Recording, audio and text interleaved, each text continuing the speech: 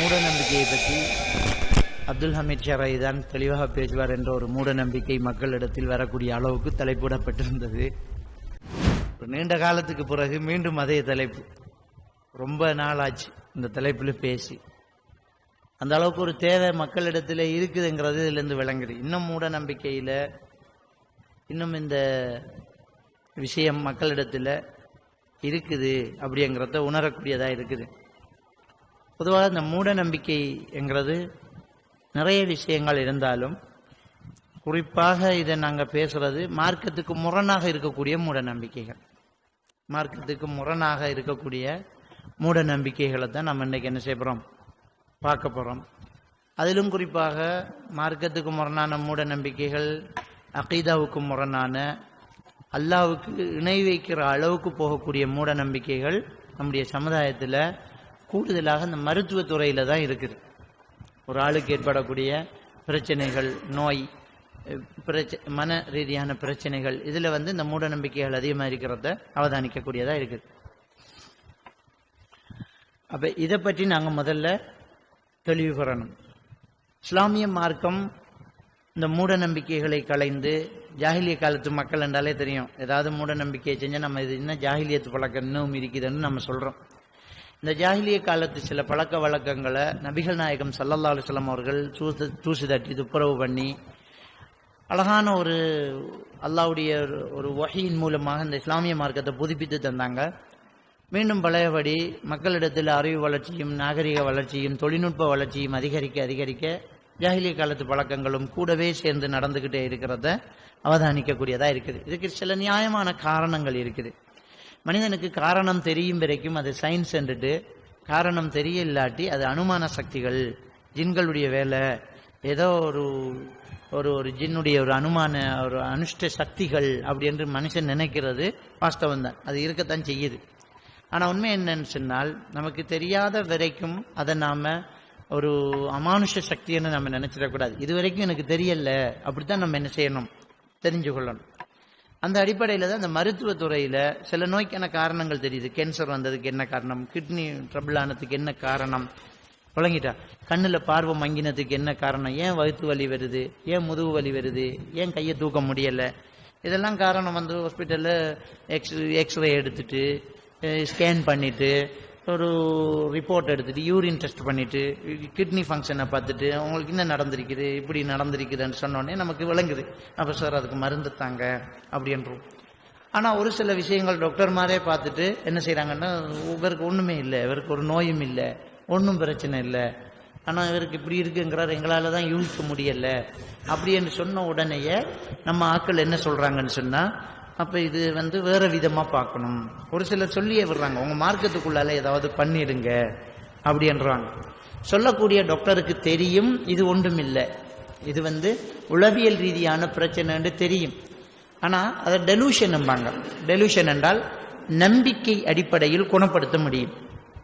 எப்படின்னு சொன்னால், ஒரு சிலருக்கு ஒரு ஒரு கண்ணுக்கு ஒரு உருவம் தெரியுது, காதில் யாரோ கதைக்கிற மாதிரி சத்தம் கேட்குது, திடீரென்று வயிற்றில் ஒரு வலி வருது, டாக்டர் பார்த்துட்டு ஒன்றுமில்லைன்றார், ஸ்கேன் பண்ணிவிட்டு ஒன்றுமில்லை அப்படின்ட்டார். அப்போ டாக்டர் எல்லாம் செக் பண்ணி பார்த்துட்டு சொல்கிறாரு, ரைட் இவருக்கு ஒன்றுமே இல்லை, ஆனால் இப்படி ஒரு பெயின் வருது, அதை பெனிக் அட்டாக்னு சொல்லுவாங்க. பெனிக் அட்டாக் அல்லது கன்வர்ஷன் டிஸார்டர் அப்படின்னு சொல்லுவாங்க. அப்போ டாக்டருக்கு நல்லா தெரியும் இவருக்கு ஏதோ ஒரு ஸ்ட்ரெஸ் இருக்குது, மன அழுத்தம் ஒன்று இருக்குது. அந்த மன அழுத்தத்தை சரியாக அவங்க மேனேஜ்மெண்ட் பண்ணலாட்டி இப்படி ஒரு சிம்டம்ஸ் வரும். நோய் இல்லை, ஆனால் நோய் இருக்கிற மாதிரி ஒரு ஃபீலிங். அப்போ டாக்டருக்கு தெரியும் இது மன அழுத்தம் தான். அப்போ கேட்பார், எதையாவது யோசிக்கிறீங்களா, ஒன்றும் யோசிக்காதீங்க, ஏதாவது பிரச்சனை இருக்கான்னு கேட்பார். இல்லையே, அப்படி ஒன்றுமே இல்லையே என்றுவாங்க. ஏன்னா அதை சொல்ல வேண்டிய அவசியம் இல்லை, நமக்குள்ள பிரச்சனை என்று இருப்பாங்க.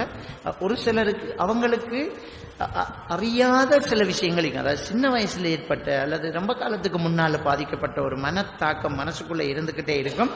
அவரே நினைச்சுக்காரு, எனக்கு அப்படி ஒரு யோசனையும் இல்லையே என்று. அவர் அறியாமலே அவர் பாதிக்கப்படுறாரு. அப்படி இருந்தோன்னா சில டாக்டர்மார் என்ன செய்வாங்கன்னா, ரைட்டு இது டெலூஷன் என்ற அடிப்படையில் இவங்களுக்கு இப்போ ஒரு அமானுஷ சக்தி, ஏதோ ஒரு நமக்குள்ள ஒரு பிரச்சனை நடக்குது, அதை மந்திரிச்சா ஓதி பார்த்தா சரியாயிரும் என்ற நம்பிக்கை அவங்களுக்குள்ள இருக்கலாம். எனவே அதை பயன்படுத்தி சில டாக்டர்ஸ் சொல்லுவாங்க, உங்களோட மத ரீதியாக மத குரு கிட்ட போய் ஏதாவது செய்யுங்க அப்படிம்பாங்க. செஞ்சா சரியாயிரும், ஆனா அது தற்காலிகமா தான் இருக்கும், கொஞ்ச நாளைக்கு சரியாகும், திரும்ப வரும். ஏனென்றால் அது மனசுல ஒரு ரிலாக்ஸ் வந்து சரியானுச்சே தவிர பிரச்சனையை இன்னும் சரியாக்கல. அதனால அது திரும்ப வருது. திரும்ப வந்தோடனே திரும்ப அந்த மந்திரவாதி கிட்ட போறாங்க. அந்த மந்திரவாதியும் என்ன சொல்லுவாருன்னு சொன்னா, நீங்க இறைச்சி சாப்பிட்டுட்டீங்க, மையத்து வீட்டுக்கு போயிட்டீங்க, நீங்க பத்தியம் காக்கல என்று சொல்லுவாங்க. வழங்கிட்டா அது திரும்ப வந்துடுச்சு, திரும்ப துவா கூடு போடணும், திரும்ப ஏதாவது பண்ணணும் அப்படின்னு என்ன செய்வாங்க, திரும்ப செய்வாங்க. இதுவே நடந்துகிட்டு இருக்கிறத நாங்க காணக்கூடியதாக இருக்குது. அதனாலதான் இந்த விஷயத்துல நான் இன்ஷா அல்லாஹ் என்னால முடிஞ்ச வரைக்கும் நான் உங்களுக்கு ஒரு சில விளக்கங்களை தரேன். பயான் முடிஞ்சதுக்கு பிறகு இதுல என்ன டவுட் இருந்தாலும் நீங்க தெளிவா கேளுங்க. இந்த தலைப்புக்குள்ள உங்களுக்கு ஏதாவது சந்தேகம் இருந்தா நீங்க தெளிவா கேளுங்க. இந்த தலைப்புல நான் பேசுறதுக்கு முன்னாடி ஒரு விஷயத்தை நான் உங்ககிட்ட சொல்லிக்கொள்ள விரும்புறேன். ஒரு காலத்துல நானும் இந்த மந்திரவாதியாத்தான் இருந்திருக்கிறேன். விளங்கிட்டா, இந்த தௌஹீதுக்குள்ள வர்றதுக்கு முன்னாடி என்ற பரம்பரை எங்கட வாப்பட வாப்பா எல்லாம் இந்த மந்திர வேலை செய்யறவங்க, ஜின் வாசலாத்து, ஜின் அவசியம் பண்ணி வச்சுக்கிறேங்கிறது, சில அற்புதங்கள் செய்யறது, இதுகளைத்தான் நாங்க செஞ்சுட்டீங்க. நான் சின்ன வயசுல இருந்து இதோடையே வளர்ந்தவன். நான் 17 வயசா இருக்கும்போது பாகிஸ்தான் மௌலானா கிட்ட சிஷிய நான் இருந்திருக்கிறேன். உங்களுக்கு தெரியுமா தெரியாது, 93ஆம் ஆண்டு 1993 பாகிஸ்தான்ல இருந்து ஒரு மௌலானா வந்து அட்டுலுக்கம் என்ற ஊர்ல கொழும்புல எல்லாம் இருந்திருந்தார். நிறைய கிரௌடு. அந்த நேரத்தில் அவருக்கு இஸ்ம் எழுதி கொடுக்கறதுக்கு இஸ்ம் எழுத தெரிந்த ஒரு மദ്രஸாவில் ஓதுற மாணவனாக நான் போனேன். எனக்கு கீழே ஒரு 7 பேர் வேலை செஞ்சுட்டு இருந்தாங்க. லட்சக்கணக்கான மக்கள் வந்திருந்தாங்க. அப்ப அவருக்கு சிஷியனா இருந்திருக்கிறேன். அதுக்கு பிறகு கொஞ்சம் கொஞ்சமா தௌஹீதை படிச்சு நான் அதுல இருந்து விட்டு வெளியில வந்தால் மக்களுக்கு இந்த தேவையை பூர்த்தி செய்ய வேண்டிய ஒரு நிலை வந்துச்சு. என்ன மூட நம்பிக்கை என்று சொன்னால் அப்ப இப்படியான நோயாளிகளை யாரு குணப்படுத்துறது அப்படிங்கிற ஒரு விஷயம் வந்துச்சு. அப்ப ப்ரொஃபஷனல் டிப்ளமா இன் கவுன்சிலிங், அதே மாதிரி BSc bachelor of science in psychology முடித்தேன், அதே மாதிரி ஹிப்னோட்டிசம் முடித்தேன். ஏன்னா இந்த தேவை வந்ததுனால இதெல்லாம் செய்ய வேண்டி வந்துச்சு. செஞ்சு இப்போ அதில் நான் நிறைய நோயாளிகளை ட்ரீட்மெண்ட் பண்ணிக்கிட்டு இருக்கிறதுனால அனுபவமும் இருக்குது எனக்கிட்ட.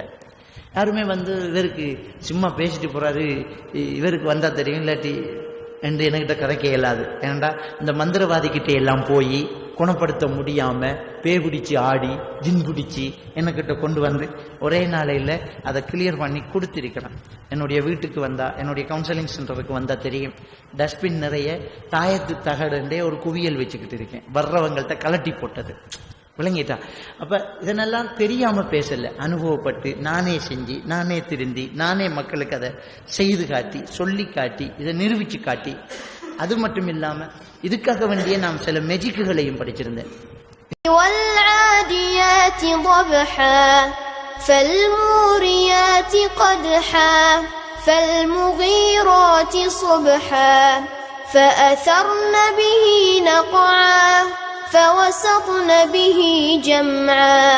இதுக்காக வேண்டி ஏன்னா சில அற்புதங்களை வச்சு மக்களை திசை திருப்பக்கூடிய சில மந்திரவாதிகள் கையில இருந்து அப்படியே தேசப்பழத்தை எடுக்கிறது, அறுத்தா ரத்தம் பாடுறது, திடீரென்று அப்படியே கையில எடுத்து ஒரு தாயத்தை கொடுக்கறது, ஒரு இசும் கொடுக்கறது, இப்படியான வேலைகளை செய்யறதுனால அவங்களுக்கு சவாலாம். நான் எடுத்து காட்டுறேனே, நான் ஒரு வெறும் பொட்டியிலிருந்து மீன் எடுத்து காட்டினேன், அந்தரத்தில் ஒருத்தரை நிப்பாட்டி காட்டினேன், இப்படி எல்லாம் நிறைய விஷயங்களை அவங்களுக்கு செஞ்சு காட்டி அது எப்படிங்கிறதையும் ப்ரூவ் பண்ணி காட்டியிருக்கிறேன். அதனால இது நான் இதை சொல்றேன்டா தெரியாம ஒன்றும் பேசல, தெரிஞ்சுக்கிட்டு தான் பேசுறேன், இதை அனுபவிச்சுட்டு பேசுறேன், இதை எப்படி ட்ரீட்மெண்ட் பண்றேங்கிறத தெரிஞ்சுக்கிட்டு பேசுறேன். அதனாலதான் நான் சொல்றேன், தைரியமா நீங்க என்னவாக இருந்தாலும் கடைசியில கேள்வியா கேளுங்க.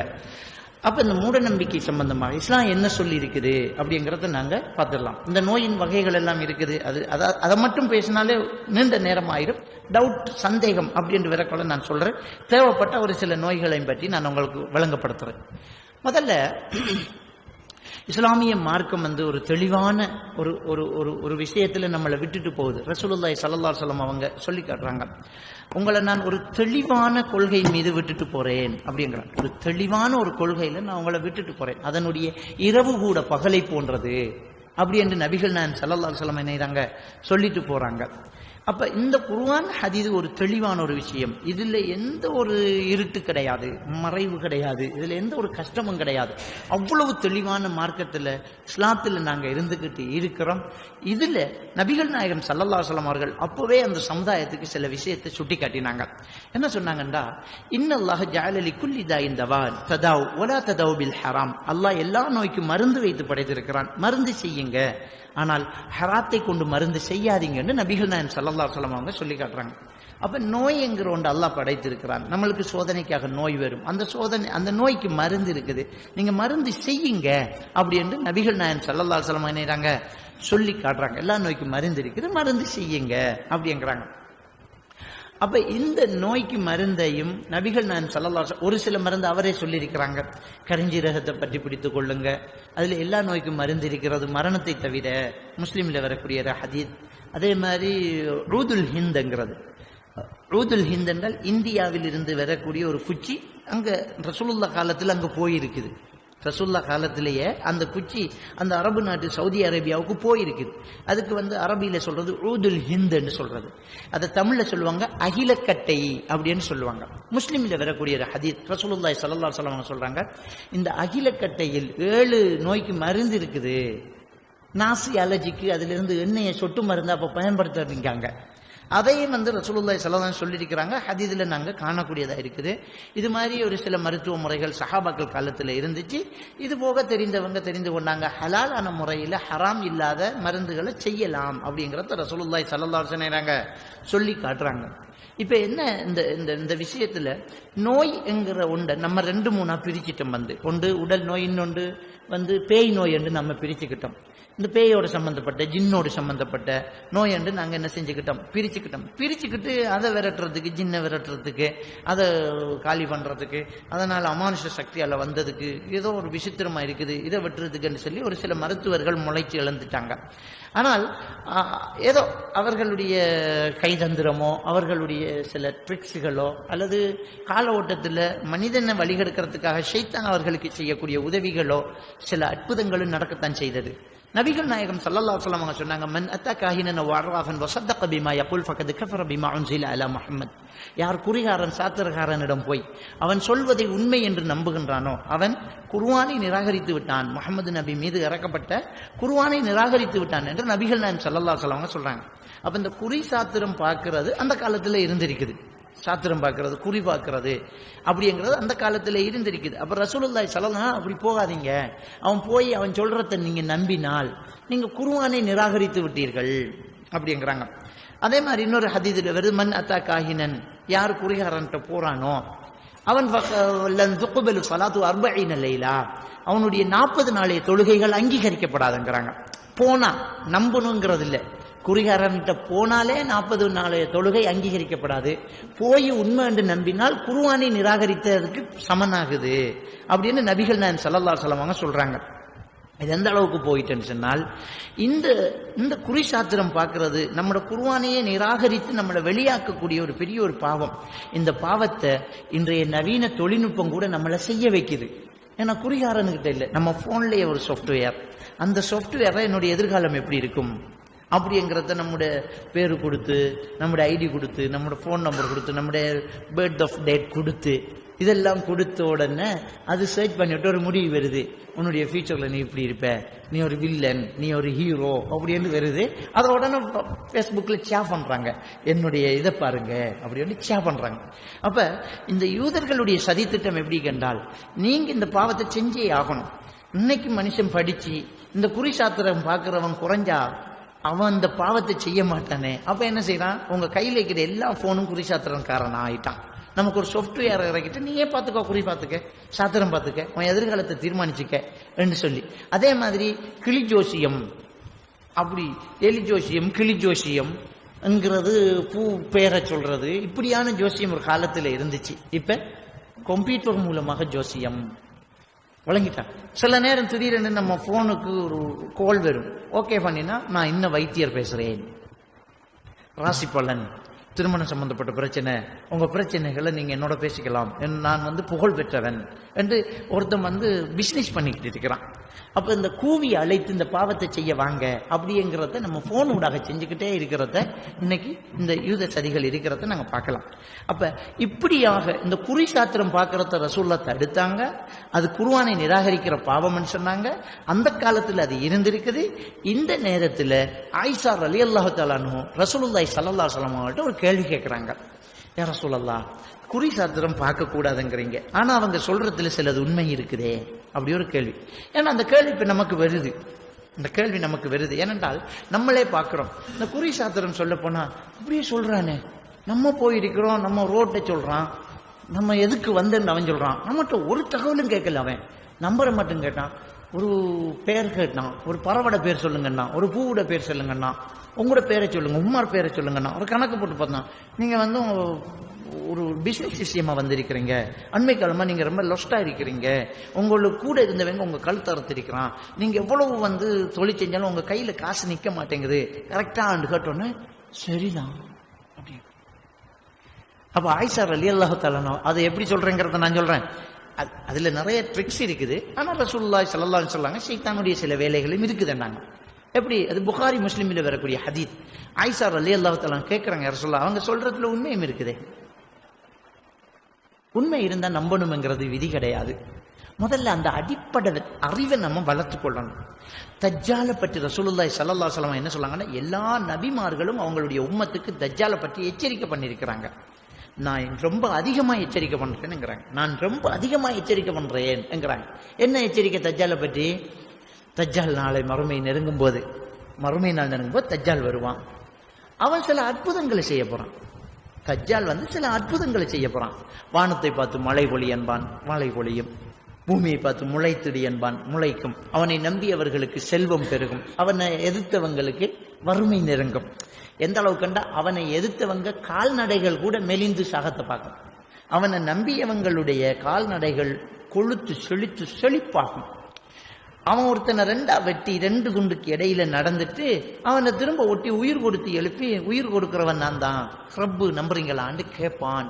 இப்படி பல அற்புதங்கள் அவன் செய்வான் என்று நபிகள் நாயகம் ஸல்லல்லாஹு அலைஹி வஸல்லம் சொல்லி, அவன் பொய்யன், அவன் மசீஹ் தஜ்ஜால், அவன் பொய்யன் அப்படின்னு நபிகள் நாயகம் ஸல்லல்லாஹு அலைஹி வஸல்லம் சொல்றாங்க. அவனை காவிரன்னு சொன்னா தான் சொர்க்கம் அப்படிங்கிறாங்க.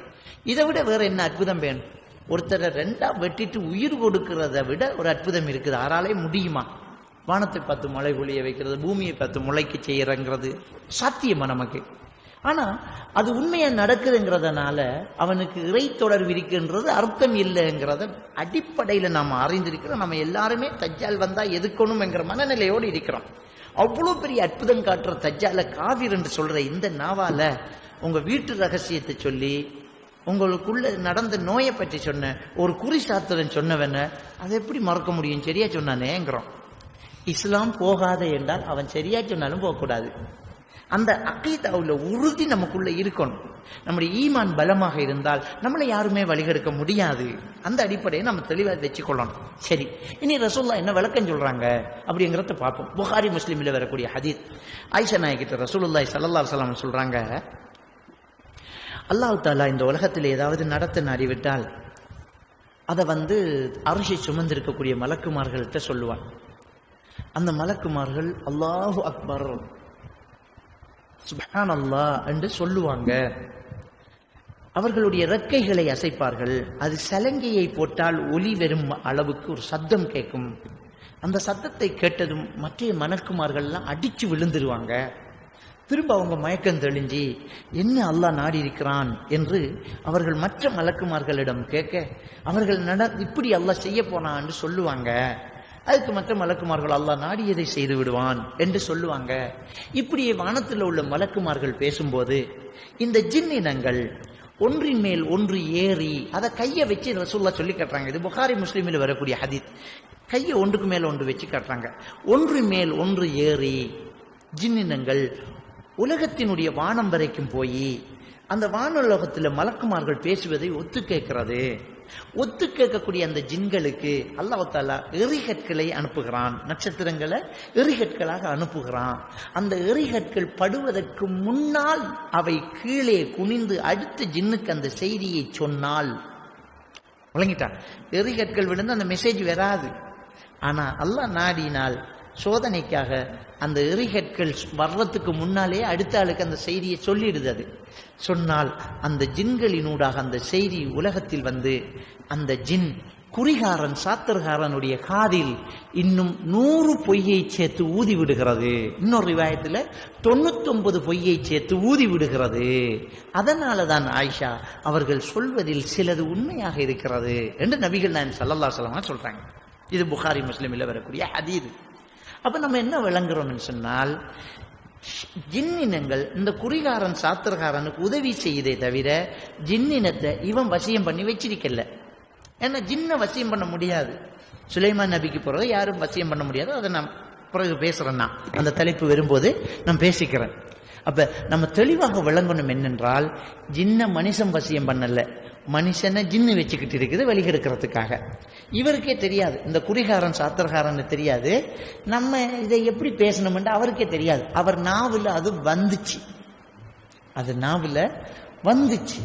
வந்து அவர் என்ன செய்யறாரு, ஒரு சில விஷயத்த பேசுறாரு. அப்படித்தான் நடக்குது. எங்க வாப்பா குறிசாத்திரம் பார்த்தவர் தான், அவர்கிட்ட நிறைய அற்புதங்கள் நடந்திருக்குது. விளங்கிட்டா? அப்ப வாப்பா கிட்ட கேட்டா வாப்பா சொல்றாரு, எனக்கு தெரியல, எனக்கு அந்த நம்பர் வந்துச்சு, அப்படி சொல்லணும் போல தோன்றுச்சு, சொன்னா எனக்கு தெரியலங்கிறார். கண்டிப்பா இது ஹதீஸ் உண்மையாகுது.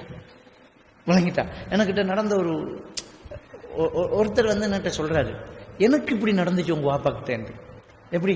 எங்க ஒரு கொஞ்சம் மனநோயாளி ஒருத்தர் வீட்டில இருந்து திடீரென்று காணாம போயிட்டார்.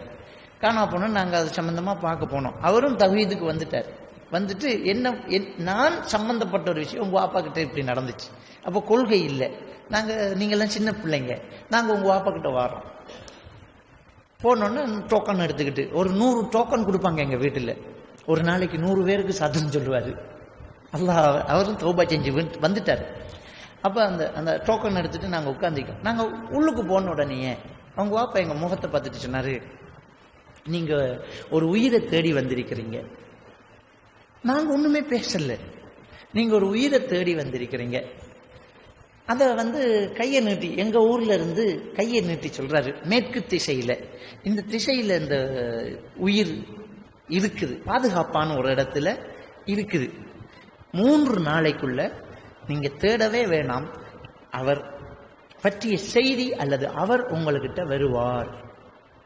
எழும்பிக்கிட்டு வந்துட்டோம், காசை கொடுத்துட்டு எழும்பிக்கிட்டு வந்துட்டோம். சரியா 3வது அன்று எங்க ஊர் அக்கரைப்பத்து போலீஸ்ல இருந்து இவங்க வீட்டுக்கு ஆள் வருது. அந்த செல்போன் வசதி எல்லாம் இல்லை. போலீஸ்ல இருந்து இவங்க அட்ரஸுக்கு ஆள் வருது. ஆள் வந்து உங்களை போலீஸுக்கு வரட்டும். அங்க போலீஸுக்கு போனா போலீஸ் ஊடாக இன்னொரு போலீஸுக்கு ஒரு போன், இன்ன பெயர் ஒரு யார், எங்க போலீஸ்ல இருக்கிறார், 1 மாசமா இருக்கிறார், என்ன நடந்துச்சு அப்படின்னு கேட்டா, அவர் மனநோயாளி. அவர் பஸ்ஸில் போய் ஒரு இடத்துல ஆக்சிடென்ட் படம் பார்த்து மாட்டுப்பட்டு அவரை வந்து போலீஸ் பிடிச்சி ரிமாண்டில் வச்சு அவர்கிட்ட பேர் ஊரை கேட்டால் அவருக்கு ஒண்ணுமே தெரியாது, வெளியில முடியாது, லொக்கப்பில் வச்சுட்டாங்க. ஒரு 15-20 நாள் அவர் இருக்கிறார். அந்த ரோட்டில் அந்த போலீஸ் ஏரியாவுக்குள்ள எங்க ஊர் வண்டி ஒன்று ஆக்சிடென்ட் படுது. அந்த டிரைவர் ஒருத்தர் அடிச்சு போட்டார். அவர் ஹாஸ்பிட்டல்ல டிரைவரை கொண்டு போலீஸில் உள்ளுக்கு போட்டோன்னே, இவர் எங்க ஊரு தான் எனக்கு தெரியுமாட்டு போலீஸுக்கு இவர் தான் தகவல் சொல்றாரு. இவர் அட்ரஸ், பேரு, இதெல்லாம் தகவல் சொல்றாரு. தகவல் சொன்னா உடனே போலீஸ் வந்து அக்கரைப்பத்து போலீஸுக்கு கால் பண்ணி அவங்க வீட்டுக்கு ஆள் அனுப்பி ஆளை கொண்டாந்து கூட்டிட்டு போங்கன்னு குறி சொன்ன மாதிரி சரியா 3வது நாள் வந்து எங்களுக்கு உங்க வாப்பா சொன்ன மாதிரி அவர் சொன்ன மேற்கு திசையில இருந்து 3வது நாள் மெசேஜ் வருது, நாங்க போய் கூட்டிட்டு வரோம். இது என்ன மௌலவி என்று எனக்கு ஒருத்தர் கேள்வி கேட்கிறேன். நான் பாப்பா கிட்ட கேட்கிறேன், என்ன பாப்பா இப்படி நடந்துச்சு, என்ன எனக்கு தெரியாது, சொல்லணும் போல தோன்றுச்சு, சொன்னேன். அதே மாதிரி நடந்துச்சு. இது அந்த குறிகாரன் சாத்திரகாரன் சொல்வதில் சில உண்மைகளும் இருக்கிறது. அதே நேரத்தில் எங்க பாப்பா சில விஷயங்களை தந்திரமா சொல்றாரு, சில விஷயத்த தந்திரமா சொல்றாரு. வரக்கூடியவங்க முகத்தை பார்த்து, பதட்டத்தை பார்த்து, அவங்க மனநிலையை பார்த்து, அவங்கக்கிட்ட சூசகமாக சில விஷயத்தை போட்டு எடுத்து, அவங்கக்கிட்ட இருந்த செய்தி எடுத்து அவங்களுக்கு தெரிவிச்சு ஹீரோவாகிறது. அது ஒருத்தருடைய பேச்சு திறமை, ஐ கான்ட்ராக்ட், மனவெழுச்சி, இமோஷன்ஸை பார்த்து வந்து என்ன செய்யறது, சில விஷயங்களை சொல்லிக்கிறது. அவங்களோட பதட்டத்தை வச்சு, சில பதட்டங்கள் அவங்க உடுத்திட்டு இருக்கிற உடுப்பு, அவங்க வந்த வேகத்தை வச்சு இது சடுதியா உடனடி பிரச்சனை. உடனடி பிரச்சனைக்கு ஒரு மாதிரியா சொல்லலாம். நீங்க தொலைச்சிட்டு வந்திருக்கிறீங்க மொட்டையா நிப்பாட்டணும். ஏன்னா குறி சாத்திரம் பார்க்க வர்றவங்க பிள்ளைய காணல, காசை காணல, நகையை காணலன்னு சொன்னா ரொம்ப பதட்டமா வந்து நிற்பாங்க. மற்றவங்க நிதானமா நிற்பாங்க. நோய்க்கு வந்தவங்க நிதானமா இருப்பாங்க. உடனடியாக தொலைச்சிட்டு வந்தவங்க அந்த பதட்டத்தை பார்த்துட்டு நீங்க தொலைச்சிட்டு வந்திருக்கிறீங்க சொல்லிட்டு நிப்பாட்டுறது ஏன் தெரியுமா? அவங்களே காட்டி தருவாங்க. உடனே அவசரப்பட்டு கிடைக்குமா கிடைக்காதா கொஞ்சம் பார்த்து சொல்லுங்கன்றாங்க. அப்ப கன்ஃபார்மா தொலைச்சிட்டு தான் வந்திருக்கிறாங்க. அவங்கள்ட்ட இருந்தாங்க எடுத்து கொடுக்கறது. விளங்கிட்டு அப்ப அவங்க பின்னால வர்றவங்க அவங்க எப்படியான வார்த்தைகளை யூஸ் பண்றாங்க. அதை வச்சுட்டு நீங்க 3 நாளைக்குள் கிடைக்கும், தேடி நாள் கிடைக்கும், 60 சதுரமான இடத்துல இருக்குதுன்னா மொட்டையா தான் சொல்லுவோம். கரெக்டா அட்ரஸ் சொல்லி அனுப்புறது இல்லையே, மொட்டையா சொல்றது. தேடி நாள் கிடைக்கும், தேடாம கிடைக்குமா? 3 நாளைக்குள் கிடைக்கும். ஏன் சொல்றது தெரியுமா? மேக்சிமம் ஒரு 3 நாளைக்கு மேல ஒருத்தன் தயாராயிருவான், தேட மாட்டான். எப்படியோ 3 நாளைக்குள்ள தொலைச்சத்தை கண்டுபிடிக்கிற வாய்ப்புகள் தான் ரொம்ப அதிகம். அது 1 மணித்தியாலத்துல கிடைச்சாலும் நாங்க சொன்னதுக்கு கரெக்ட் தான். 3 நாளைக்குள்ளதானே 3 மணித்தியாலம் இருக்குது. தேடி நாள் கிடைக்கும், தேடாமல கிடைக்கும். அது ஒரு சதுரமான இடத்துல இருக்கு. எல்லாமே சதுரம் தான் உலகத்துல. வட்டமா இருக்கிற ஒரு கிணத்துல இருந்தாலே அந்த கிணறு இருக்கிற காணி சதுரமா தான் இருக்கும். வட்டமா இருக்கிற ஒரு பானைக்குள்ள இருந்தாலும் அந்த பானை இருக்கிற சமையலறை சதுரமா தான் இருக்கும். யாருமே வட்டம் வட்டமா வீடு கட்டுறது இல்லை. பொக்கெட்ல இருந்தா சதுரம், பொட்டியில இருந்தா சதுரம், காணியில கிடந்தா சதுரம், ரோட்ல கிடந்தா சதுரம், வாகனத்துல கிடந்தா சதுரம், எல்லாமே சதுரத்துக்குள்ள அப்படியே அடைக்கிறலாம் பாருங்க. அது ஒரு சதுரமான இடத்துல இருக்குது. இது ட்ரிக்ஸா பேசுறது. அந்த இடத்தையே சொல்லிட்டாரு பாருங்க, சதுரமான இடம். இது என்னடாப்பா ஆச்சரியம் இருக்குது இதுல, என்ன ஆச்சரியம் இருக்குது இதுல. இப்படி சில ட்ரிக்ஸாவும் பேசுறது இருக்குது. சிலது ஷைத்தான் நம்ம நாவில போறதும் இருக்குது. சிலது நம்ம அனுப்பின கேஸ திரும்பி வர்றது இருக்குது. அதுல பயங்கரமா சதுரம் சொல்லலாம். ஊர்ல ஒரு மந்திரவாதி இருந்தா அவன்கிட்ட தானே எதிரியும் போவான், வாதியும் போவான். வாதியும் அவன்கிட்ட தான் போவான், பிரதிவாதியும் அவன்கிட்ட தான் போவான். போய் பக்கத்து வீட்டுக்காரனோட சண்டை, சகலனோட சண்டை, எதிர் வீட்டுக்காரனோட சண்டை, அவனை எப்படியாவது கிளப்பணும், எழுப்பணும், ஏதாவது பண்ணி ஆகணும், எவ்வளவு செலவானாலும் பரவாயில்லன்னு வருவான். இவன்கிட்ட தான் ரொம்ப காசு எடுக்கலாம், எப்படியாவது அவனை கிளப்பணும். அப்போ அவனுக்கிட்ட யூஸ் பண்ற வார்த்தை எப்படி காசு எடுப்பாங்கன்னு சொன்னா, சுடலை சாம்பல் எடுத்துட்டு வா. சுடலை சாம்பல் என்ன? இந்துக்கள் மனுஷனை எரிப்பாங்கல்ல, எரிச்ச அந்த மனித பொடியை எரிச்ச அந்த சாம்பல் தான் சுடலை சாம்பல். அதுக்கு ரொம்ப பயப்படுறோம் நம்ம. சுடலை சாம்பலால செஞ்சிருக்குது. நான் குறி சாத்திரம் பார்க்க போனா கூட சொல்லுவாங்க, உங்களுக்கு சூனியம் செஞ்சிருக்குது. உங்க காணியில, உங்க கடையில, உங்க தொழில் இடத்துல, உங்க வாகனத்துல சுடலை சாம்பல் ஓதி எரிஞ்சிருக்குது. எப்படி கண்டுபிடிச்சா நீ? இப்படி கண்டுபிடிக்கிற திறமை உனக்கு இருந்தா ஏன் உன்னால மாணிக்கக்கல் இருக்கிற இடத்தை கண்டுபிடிக்க முடியல? எவ்வளவு பிரச்சனை. மெஷினை வச்சே ஏமாத்திட்டு போறான். அன்றைக்கு மாணிக்கக்கல் இருக்குதுன்னு காசு வாங்கிட்டு போறான். தோண்டினா இல்ல, யாருக்கும் தேவையில்லையே. நீ மாணிக்கக்கல் இருக்கிறத கண்டுபிடிச்சு நீயே தோண்டி ஒரு கல் எடுத்தா போதுமே. ஒரு கல் எடுத்தா கோடீஸ்வரன் ஆயிரலாமே. செய்யி. இந்த கவர்மெண்ட் பிரபாகரனை தேடக்குள்ள நாம எங்க இருந்த இந்த குறிசாத்திரன் எல்லாம் எங்க போன கண்டுபிடிச்சு கொடுத்துருக்கலாமே. இன்றைக்கு இந்த குடு கடத்துறான், தூள் கடத்துறான், ஆயுதம் கடத்துறான். பிடிச்சு கொடு. என்னத்துக்கு ஏர்போர்ட்ல ஸ்கேன் வைக்கணும்? நம்மளோட அசரத்தை கொண்டு வச்சா சரி, ஆக்களை அப்படியே பார்த்துட்டு பௌத்துக்குள்ள இருக்க எடுன்னு சொல்லலாமே. புறாடு, ஏமாத்து. அதை நம்ம தெளிவா புரிஞ்சிடணும். அப்ப இவங்கள்ட்ட இருந்து அவங்கள்ட்ட எடுத்து கொடுக்கறது, அவங்கள்ட்ட இருந்து எடுக்கிறது எப்படின்னு சொன்னா, நம்மகிட்ட வருவான் சுடலை சாம்பல் எடுத்துக்கு வாங்குறது. சில விஷயங்களை அவங்கள செய்ய வச்சு அவங்க கையாலேயே அவன் வீட்டு காணியில புதைக்க வைக்கிறது. புதைக்க வச்சுட்டு அவன் அதுல வெறுப்பை உண்டாக்குறதுக்கு சில விஷயங்கள் இருக்குது செய்யறதுக்கு. வெறுப்பை உண்டாக்குறதுக்கு சில விஷயம். உதாரணத்துக்கு பீனாரி கட்டைன்னு ஒரு மரம் இருக்குது. இந்த மருந்து கடையில, பட்டோல கடை இருக்கு தானே, மூலிகை கடை. அந்த மூலிகை கடையில நீங்க நாளைக்கு போய் கேளுங்க, ஒரு 50 ரூபா காசை கொடுத்து பீனாரி கட்டை அப்படின்னு கேளுங்க. அதுல பேரே தான் பீனாரி கட்டை. மனுஷ மலம் நாரும் அந்த கட்டையில. அந்த மரம் இருக்கிற ஏரியாவுல பயங்கர நாத்தமா இருக்கும். சரியா? அது சில மருந்துக்கு சேர்ப்பாங்க, சில மருந்துக்கு சேர்த்துக்குவாங்க. சில கிரந்தி சம்பந்தப்பட்ட பிரச்சனைக்கு, அலர்ஜி, தோல் அலர்ஜி, இதுகளுக்கெல்லாம் மருத்துவர்கள் சேர்த்துக்குவாங்க ஆயுர்வேத மருந்துல. அந்த பீனாரி கட்டையை எடுத்து அதை அறுத்து தூள் எடுத்து அந்த தூளை களிமண்ணில் சேர்த்து மிக்ஸ் பண்ணிட்டு யார் வீட்டில் சூனியம் செய்யணுமென்று வந்தாங்களோ அவங்க வீட்டில் நம்ம ஆளை போட்டு அந்த மண் உருண்டைய கிணத்துல வீசுறது. அது அப்படியே கரைஞ்சி நிலத்துல படிஞ்சிடும். அந்த தண்ணி பயங்கரமா நாரும். அந்த தண்ணி பயங்கரமா நார்னா என்ன செய்வாங்க? இறைப்பாங்க. இறைத்தாலும் திரும்ப ஊற தண்ணியும் அதுல நாரும். இறைக்க நாத்தம் வந்துகிட்டே இருக்கும். அதிசயப்பட்டு போவாங்க, என்னடா தண்ணி திடீரென்று இப்படி நாத்தம் ஆகுதே, அதுவும் பீனார் பயங்கரமா இருக்கு. அப்ப எல்லா மக்கள்கிட்ட இந்த மூட நம்பிக்கை இருக்குத்தானே. இறைக்க தண்ணி நாறுதுன்றா ஏதோ நடந்துட்டு உங்களுக்கு, அதுக்குள்ள எதிர் வீட்டுக்காரனோட சண்டை வேற, அவன் சாடமாடையா சில பேச்சுக்களோ 4 பேர்கிட்ட விட்டுருவான், எவனுமே மனசுக்கு மறைக்க தெரியாது. அவன் கிளப்பி காட்டுறான் பாரு, 3 மாசத்துல எழுப்பி காட்டுறான் பாருன்றான். நாம அப்படித்தானே நம்பிக்கை கொடுத்தேன். காசு பத்த வேண்டிக்கிட்டு போத்தல புதைக்க சொல்லிட்டு அவனுக்கிட்ட தான் கேட்போம், அவன் வீட்டில் என்னென்ன மரம் இருக்குதுன்னு கேட்போம். முன்னால் ஒரு மாமரம், பின்னால் ஒரு பிலா மரம், அவனே நமக்கு சொல்லி தருவான். இதை அந்த மரத்துக்கு கீழே போத, இதை இந்த மரத்துக்கு கீழே போத, இதை வாசல்ல போத, இதை கிணத்துக்கு ஓரத்துல போத. ஆளை கிளப்பி விடுறான். 3 மாசம் டைம் அப்படின்னு சேலஞ்ச் பண்ணிட்டு காசு வேண்டிடுவான். அவன் 4 பேர்கிட்ட கண்டிப்பா சொல்லுவான், எதிரிக்கு தகவல் கொடுப்பான். 3 மாசத்துக்குள்ள தலைவரிக்கு ஓட போறான் பாரு, வேலை நடந்துட்டுன்றான்.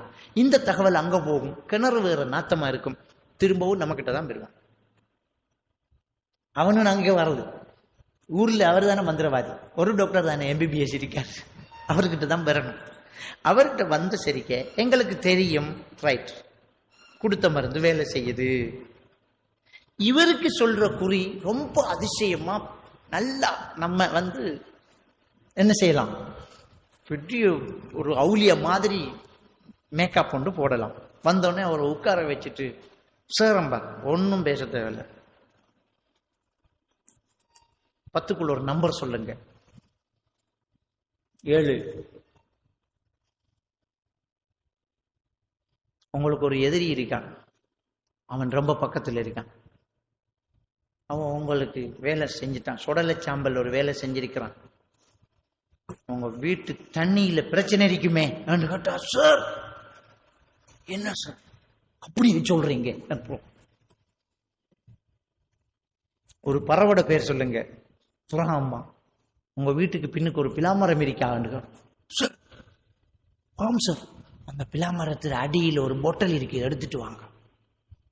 கண்டா போய் தோண்டினா பொட்டல் இருக்கு. இதை எப்படி இவர் சொன்னார்? இதனாலதான் இந்த மந்திரவாதிகள் பிரபல்யம் ஆகுறது. அவருக்கு எங்களோட அட்ரஸும் தெரியாது, எங்க வீடும் தெரியாது, எங்க தெருவும் தெரியாது.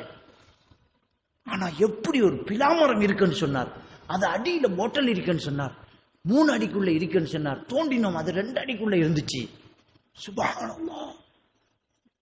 இதான் அவர்கிட்ட கிரௌட கூட்டுறது இல்லைங்கட்டா. கடைசியில் நாங்க என்ன செய்வோம், அதை இல்லாம பண்றதுக்கு என்னவோ, கிணத்துல இருந்து 1 அடி மண்ணை வெளியாக்குங்க தோன்றோம். ஏன்னா அதுக்குள்ளதான் அந்த பவுடரை வரப்போகுது. கிணத்துல இருந்து 1 அடி மண்ணை வெளியாக்குங்க அப்படின்னா 1 அடி மண் எடுத்தாச்சா, சரி பிரச்சனை போச்சு. அதுதான் மருத்துவமே. அவர் கையாலேயே செலவு செஞ்சுட்டு அதை முறிக்கிறதுக்கு வீடு காவல், வளவு காவல், பூசணிக்காயை கட்டி தொங்க விடுறது. ஏன்னா பூசணிக்காய்ட்ட தான் பழுதாகாம தொங்கிக்கிட்டு இருக்கும்.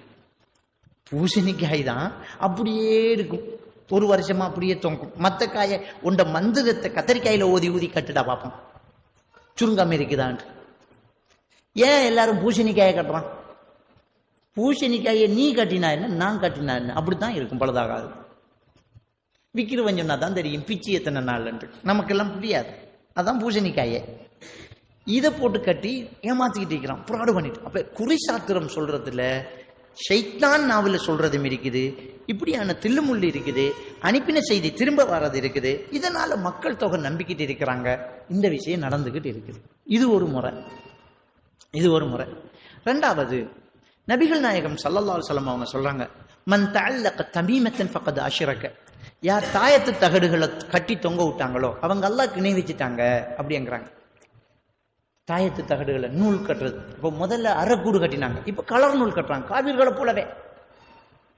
காவிர்களை போலவே என்னுடைய வீட்டுக்கு வந்தா தெரியும், எத்தனை முஸ்லிம் சகோதரர்களுடைய கையில இருந்து சிவப்பு நூல், வெள்ளை நூல், இடுப்புல முந்த நாள் கூட ஒரு பெண்ணுடைய இடுப்புல வெள்ளை துணி கட்டி இருந்ததை அவுட் எடுத்தன, வெட்டி போடுமா.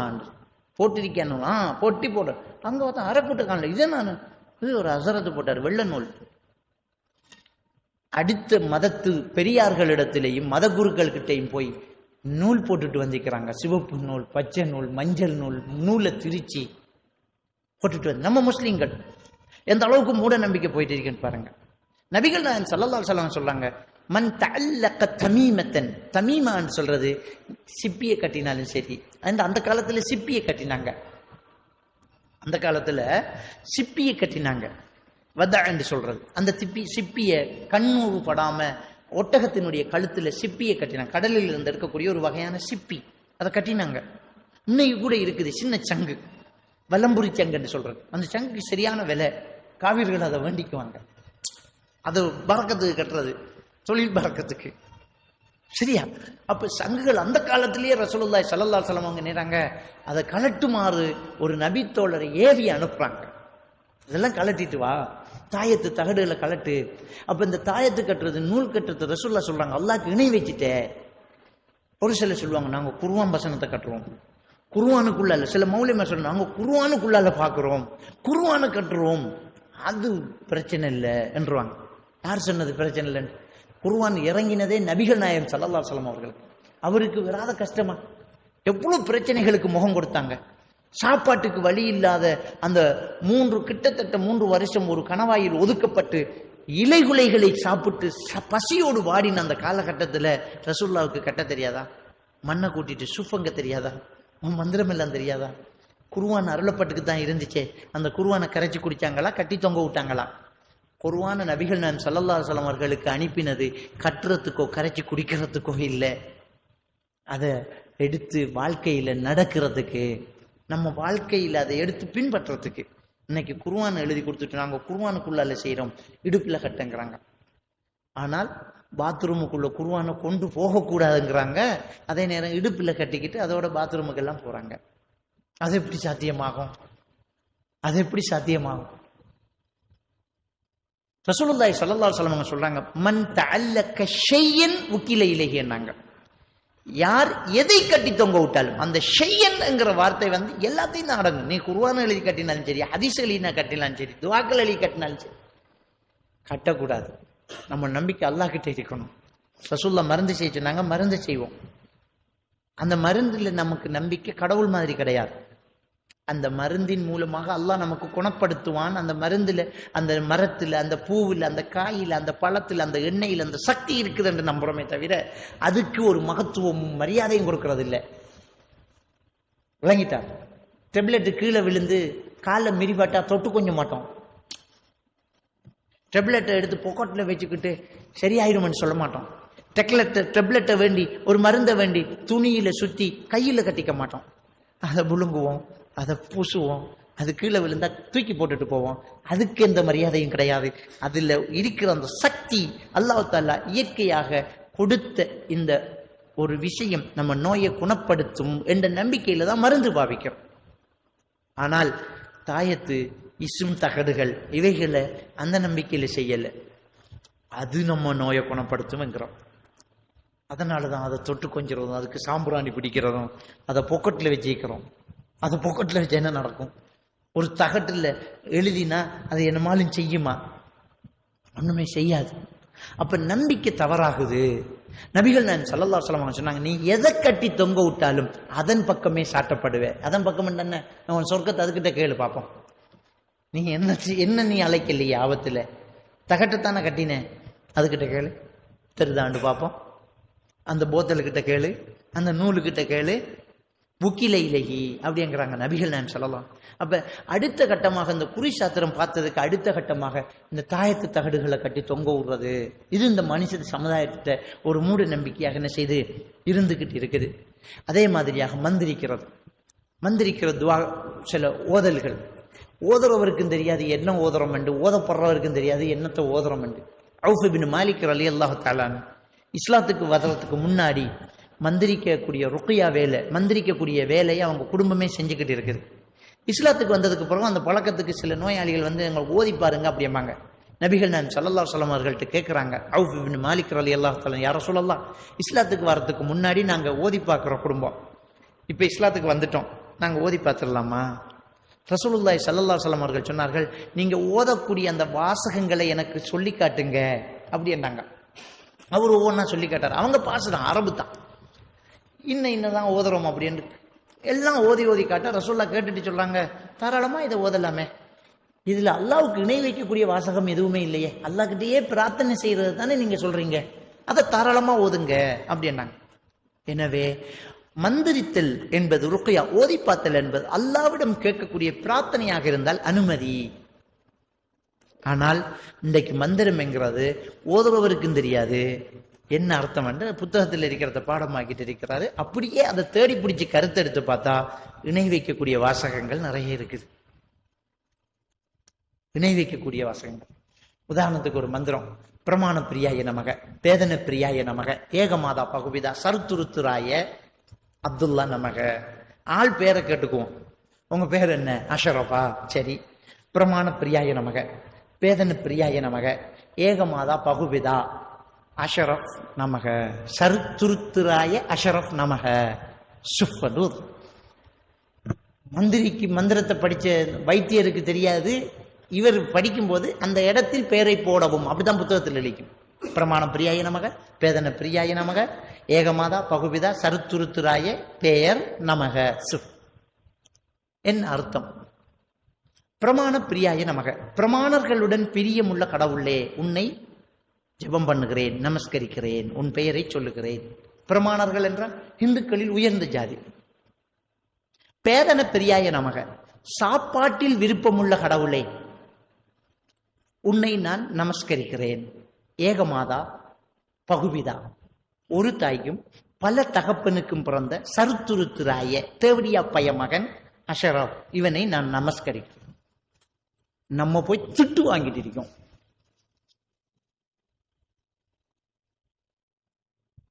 திட்டிக்கிட்டு இருக்கோம். நம்ம வாப்பா பலதான், உம்மா ஒண்டா, நாம தேவடியா பைய மகனா. நம்மளை திட்டி நம்மளுக்கு ஊதினா நமக்கு வருத்தம் லேசாகுது. என்ன மூட நம்பிக்கைடாப்பா அது? தமிழ்ல சில மந்திரம் ஓதுவான், அவனுக்கு தமிழ் ஓதுறதுக்கே அர்த்தம் தெரியாது. விளங்கிட்டார். அகத்தை கருத்து புறத்தை விழுந்திருந்த உலகத்தினை தகத்தை திருச்சி சன்மார்க்க சங்கத்தினை வித்திடி என்ற என்னைங்கனம் அனுப்பினனை பெருமானை அல்லாலா சுவாய் சுப். தமிழ் தான். அகத்தை கருத்து புறத்தை வெளித்திருந்த உலகத்தினரை, அகத்தை கருத்து மனசு கருத்து பாலா போய், புறத்தை வெளித்திருந்த உடம்ப நல்லா வச்சுட்டு இருக்கிற உலகத்தினரை தகத்தை திருத்தி, அவனை நல்லா திருத்தி எடுத்து சன்மார்க்க சங்கத்தினை வித்துடு என்றே, உண்மையான மார்க்கத்தை அவனுக்கு போதித்துடு என்றே, என்னை இங்கனம் அனுப்பினேனே பெருமானே அருளாளா, என்னை இந்த உலகத்துக்கு அனுப்பின கடவுளே என்று ஒரு தீர்க்கதரிசி சொன்னது பாடலாக வந்து அது மந்திரமாகி அதை ஓதி ஊதுறான். வள்ளலூர் வள்ளல் பெருமான் சொன்னது அப்படின்னு இந்துக்கள் நம்புறாங்க. இந்த வாசகத்தை வச்சு பார்த்தா வள்ளலூர் வள்ளல் பெருமான் என்று கடவுளாக வணங்கக்கூடிய இந்துக்கள் வணங்கக்கூடிய அந்த கடவுள் ஒரு இறை தூதராக இருக்கலாம் என்று சில ஆய்வாளர்கள் சொல்றாங்க. ஏன்னா அந்த வாசகம் ஒரு இறை தூதருக்கு சொல்ற வாசகம். உள்ளம் பழுதா போய் உடம்பு நல்லா இருக்கிற இந்த மக்களுக்கு சன்மார்க்க சங்கத்தினை அதாவது இஸ்லாமிய மார்க்கத்தை போதித்திடு என்று என்னை இந்த உலகத்துக்கு அனுப்பினான் ஒருவன் என்று தான் ஒரு தீர்க்கதரிசியாக அவர் சொன்னதை அவர் ஒரு கடவுளாகி இன்றைக்கு இந்துக்கள் வணங்கியிருக்கிறாங்க. சில நேரம் இறைவன் அனுப்பின இறை தூதர்களில் அவரும் ஒருவராக இருக்கலாம் என்று சில வரலாற்று ஆசிரியர்கள் குறிப்பிடுறாங்க. அது மந்திரமாக்கப்பட்டு இன்றைக்கு வைத்தியர்கள்ட்ட இருக்கு. சரியா? இப்படி சில மந்திரங்கள், சிலதுக்கு அர்த்தமே தெரியா, திரி எரி எரி விரிவிரி இறங்கக்கூடாக சாசு இருக்குது. இப்படி இந்த கண்ணூருக்கு சில மந்திரங்கள், இப்படி என்ன மந்திரம் ஓதுறன்னு நம்ம தெரியல. எனவே மந்திரம் என்பது, ஓதல் என்பது, ரசூலுல்லாஹி ஸல்லல்லாஹு அலைஹி வஸல்லம் அவர்கள் நமக்கு சில துஆக்களை சொல்லி தந்தாங்க. அதுவாகத்தான் இருக்கணும். என்ன சொல்லி தந்தாங்க? அல்லாஹும்ம ரப்பன் நாஸ் அத்ஹிபில் பஸ் வஷ்ஃபி அந்த ஷாஃபி லா ஷிஃபா இல்லா ஷிஃபாஉக ஷிஃபாஅன் லா யுகாதிர் ஸகமா ஓத சொன்னாங்க. இன்னொருத்தருக்கு நாம் ஓதுறது புகார்ல வர ஹதீஸ், யா அல்லாஹ் நீயே நோயை குணப்படுத்து, உன்னுடைய நிவாரணம் இல்லாமல் வேறு எந்த நிவாரணமும் கிடையாது, இந்த நோயை நீ குணப்படுத்தி இருந்த தடமும் இல்லாமல் ஆக்கி விடுவாயாக என்ற துஆ. மனிதர்களின் இரட்சகனே என்று கூப்பிட்டு இந்த துவா. அதே மாதிரி ரசூலுல்லாஹ் சொன்னாங்க, பிஸ்மில்லா பிஸ்மில்லா பிஸ்மில்லா 3 தரம்.